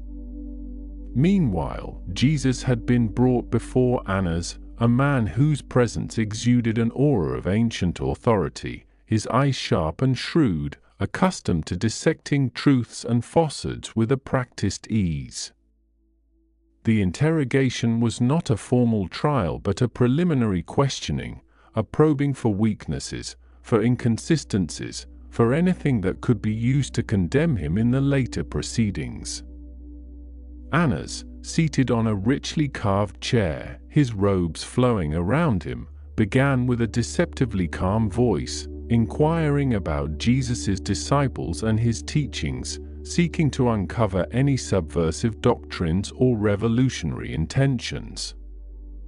Jesus, standing before him with quiet dignity, his hands still bound, met Annas' gaze with an unwavering calm, his voice clear and resonant as he replied, "I have spoken openly to the world. I have always taught in synagogues and in the temple, where all the Jews come together. I have said nothing in secret. Why do you ask me? Ask those who have heard me what I said to them, they know what I said." His words were not defiant, but simply stated truth, a refusal to engage in the manipulative dance of false accusation, a quiet assertion of his transparency and the public nature of his ministry. One of the officers standing nearby, incensed by what he perceived as disrespect, struck Jesus across the face, a sharp, stinging blow that echoed through the chamber, the sound a brutal punctuation mark in the tense silence. "Is that how you answer the high priest?" he snarled, his voice thick with contempt. Jesus, his cheek now burning, the taste of blood perhaps in his mouth, did not flinch, did not retaliate, but merely looked at the officer with a steady, sorrowful gaze. "If I have spoken wrongly, bear witness to the wrong," he said, his voice still calm, still unperturbed. "But if I have spoken rightly, why do you strike me?" His response was a quiet challenge to the injustice, a profound demonstration of his commitment to truth and non-violence, even in the face of physical assault. Annas, having gleaned little from this initial exchange, and perhaps sensing the futility of further questioning, decided to send Jesus to Caiaphas, the current high priest, who was also his son-in-law, and whose palace was a short distance away, a grander, more imposing structure designed to impress and intimidate. The guards, their faces grim and unyielding, led Jesus out of Annas's residence and through the winding streets once more, the journey feeling both interminable and fleeting, each step bringing him closer to the inevitable confrontation with the full authority of the Sanhedrin. The journey to Caiaphas's palace was a silent, somber affair, the only sounds the shuffle of sandals and the occasional jingle of a guard's armor.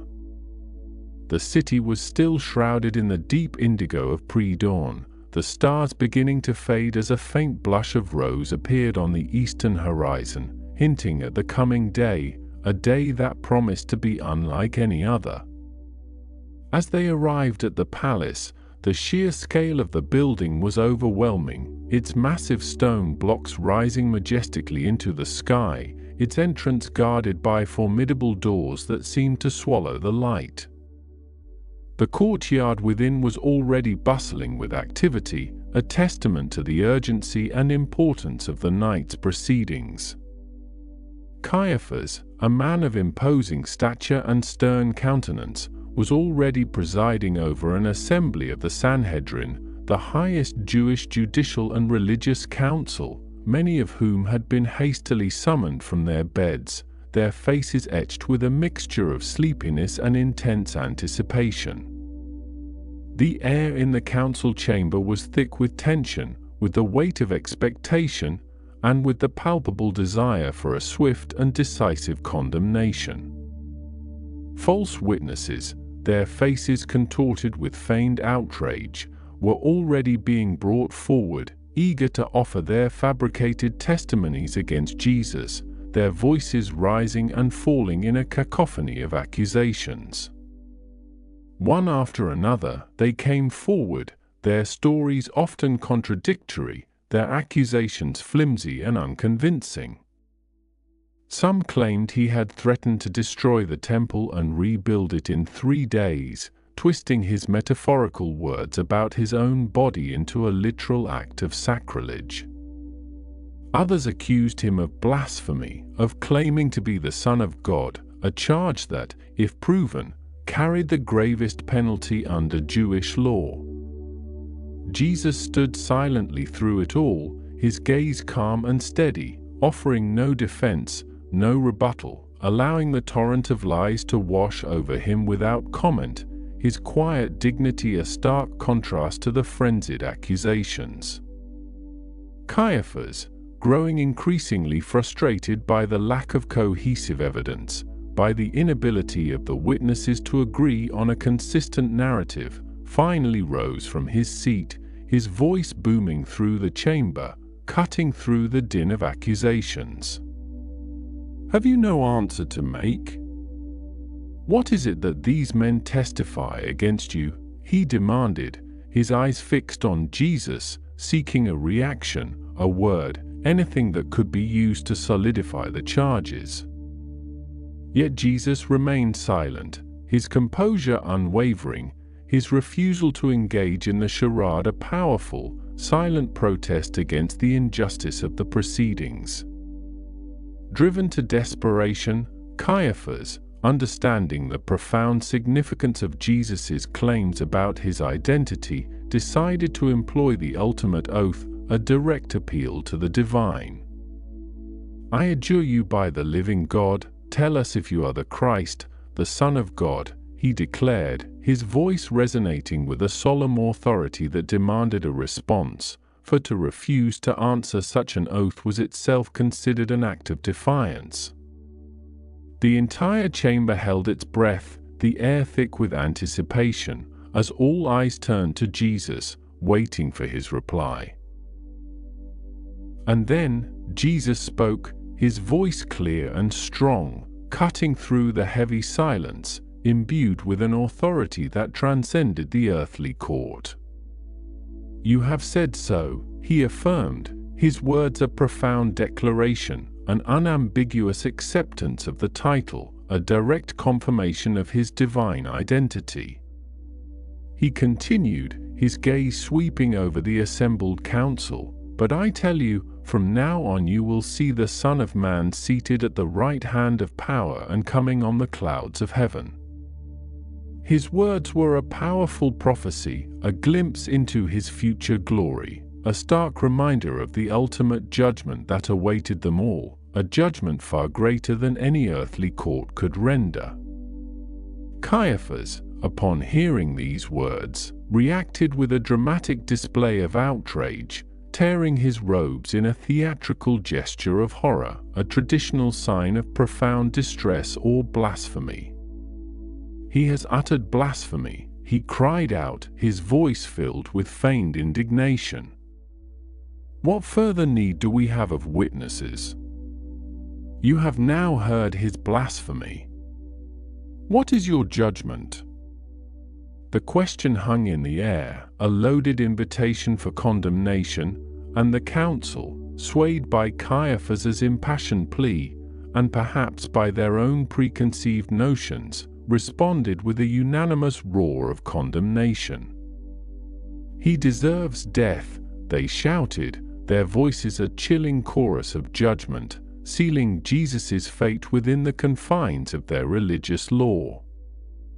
The decision made, the religious trial concluded, the guards and servants, emboldened by the council's verdict, began to mock and abuse Jesus, their earlier restraint now completely abandoned. They spat on him, blindfolded him, and struck him repeatedly, demanding, "Prophesy to us, Christ! Who is it that struck you?" Each blow, each insult, was met with the same quiet endurance, the same unwavering dignity, his silence a powerful testament to his inner strength, his unwavering commitment to his divine purpose. The physical pain was undoubtedly immense, yet his spirit remained unbroken, his gaze fixed on a horizon far beyond the confines of that earthly court. The night wore on, giving way to the cold, grey light of dawn, and still, the ordeal continued. The Jewish leaders, having condemned Jesus under their own law, now faced a crucial dilemma. They lacked the authority to carry out a death sentence under Roman rule. Only the Roman governor, Pontius Pilate, possessed that power. Therefore, they decided to bring Jesus before Pilate, hoping to persuade him to ratify their verdict and order his execution. The transition from the religious court to the Roman praetorium marked a shift in the nature of the accusations, from religious blasphemy to political insurrection, a strategic move designed to ensure his condemnation. As the first rays of the sun began to paint the eastern sky with hues of rose and gold, Jesus was led once more through the streets of Jerusalem, this time towards the imposing fortress of Antonia, the seat of Roman power, a stark symbol of the occupation. The Jewish leaders, in a display of their strict adherence to ritual purity, refused to enter the Gentile praetorium themselves, fearing defilement that would prevent them from celebrating the Passover. Instead, they stood outside, their voices raised in urgent demands, their faces grim and determined, as they presented their case to Pilate.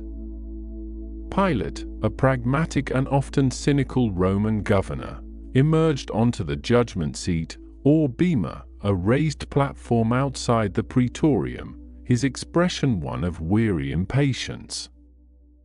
He was accustomed to dealing with the volatile religious disputes of the Jews, and he viewed their accusations with a healthy dose of Roman skepticism. "What accusation do you bring against this man?" he asked, his voice firm and authoritative, his Latin words translated by an interpreter for the Jewish leaders. "If he were not a criminal, we would not have handed him over to you," they replied, their voices sharp with indignation, their refusal to state a specific charge a deliberate attempt to force Pilate's hand, to make him simply confirm their verdict. Pilate, however, was not easily swayed by their veiled threats and vague accusations. "Take him yourselves and judge him by your own law," he retorted, unwilling to be drawn into their religious squabbles. "It is not lawful for us to put anyone to death," they declared, their words revealing the true purpose of their visit, their desire for a Roman execution, a public and definitive end to Jesus' ministry. They then began to present their new set of charges, carefully crafted to appeal to Roman concerns, that Jesus was subverting the nation, forbidding the payment of taxes to Caesar, and claiming to be a king, a direct challenge to Roman imperial authority. These were charges of sedition, of treason, crimes that would undoubtedly warrant a death sentence under Roman law. Pilate, his interest piqued by the accusation of kingship, withdrew into the praetorium, ordering Jesus to be brought before him for a private interrogation. The atmosphere inside was stark and formal, the Roman soldiers standing at attention, their armor gleaming in the dim light, their presence a silent assertion of imperial power. "Are you the king of the Jews?" Pilate asked, his voice devoid of emotion, his eyes searching Jesus' face for any sign of defiance or political ambition. Jesus, standing before the Roman governor, his hands still bound, his face perhaps bruised from the earlier abuse, met Pilate's gaze with a profound serenity. "Do you ask this on your own accord, or did others tell you about me?" he responded, his question a gentle probe into the source of Pilate's information, a subtle challenge to the governor's understanding of true kingship. Pilate, annoyed by the question, retorted, "Am I a Jew? Your own nation and the chief priests have delivered you to me. What have you done?" Then Jesus spoke, his words echoing with a timeless truth that transcended the immediate political context. "My kingdom is not of this world. If my kingdom were of this world, my servants would have been fighting that I might not be delivered over to the Jews. But my kingdom is not from the world." His declaration was a profound clarification, a spiritual truth articulated in the face of earthly power, a clear distinction between his divine sovereignty and the temporal authority of Rome. Pilate, still grappling with the concept, pressed further, "So you are a king?" Jesus, with a quiet certainty, affirmed, "You say that I am a king. For this purpose I was born, and for this purpose I have come into the world, to bear witness to the truth. Everyone who is of the truth listens to my voice." His words were a profound statement of his mission, his identity, and the nature of his kingdom, a kingdom built not on military might or political power, but on truth and spiritual authority. Pilate, a man of the world, accustomed to the brutal realities of power politics, found himself strangely disquieted by Jesus' words, by his serene demeanor, by the profound sense of truth that emanated from him. "What is truth?" he asked, his question hanging in the air, a cynical, perhaps weary, reflection on the elusive nature of ultimate reality, a question that he did not wait for an answer to.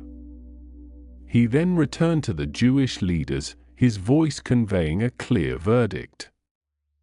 "I find no guilt in him."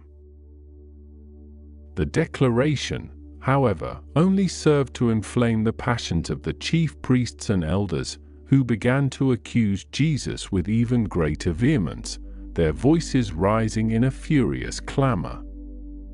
They insisted that he was stirring up the people throughout Judea, from Galilee to Jerusalem, a dangerous agitator who threatened the fragile peace of the region. Pilate, hearing the mention of Galilee, seized upon it as a potential escape, a way to avoid making a difficult decision. He inquired if Jesus was a Galilean, and upon learning that he was, he decided to send him to Herod Antipas, the Tetrarch of Galilee, who was also in Jerusalem for the Passover festival. The journey to Herod's palace was another silent procession through the awakening city, the early morning light now fully illuminating the ancient streets, casting long shadows of the passing figures. Herod Antipas, a man known for his cunning and his moral compromises, was reportedly delighted to see Jesus, for he had heard much about him and had long desired to witness one of his miraculous signs. He questioned Jesus at length, hoping for a display of power, a magical show that would entertain him and perhaps satisfy his morbid curiosity. Yet Jesus remained silent, offering no answers to Herod's many questions, performing no miracles, his quiet dignity a stark contrast to the Tetrarch's boisterous demands and the furious accusations of the chief priests and scribes who stood by, vehemently denouncing him. Herod, frustrated and perhaps feeling mocked by Jesus' unwavering silence, along with his soldiers, treated Jesus with contempt and ridicule. They dressed him in a splendid robe, a garment of mock royalty, and sent him back to Pilate, a gesture of disdain, a clear indication that he too found no serious political threat in this enigmatic man. Thus, Jesus was returned to Pilate, his journey through the halls of earthly power now complete, his fate still hanging in the balance, caught between the religious fervor of his own people and the pragmatic indifference of the Roman authorities. The sun was now high in the sky, casting a harsh, unforgiving light on the scene, illuminating the faces of the crowd that had gathered, a growing multitude drawn by the unfolding drama, their murmurs and shouts filling the air with a restless energy. The stage was set for the final act of this extraordinary morning, a moment of profound choice that would reverberate through the annals of history, forever altering the course of human destiny. The story settles now, like dust after a long journey. Thank you for listening. If you find peace here, we would love to have you back.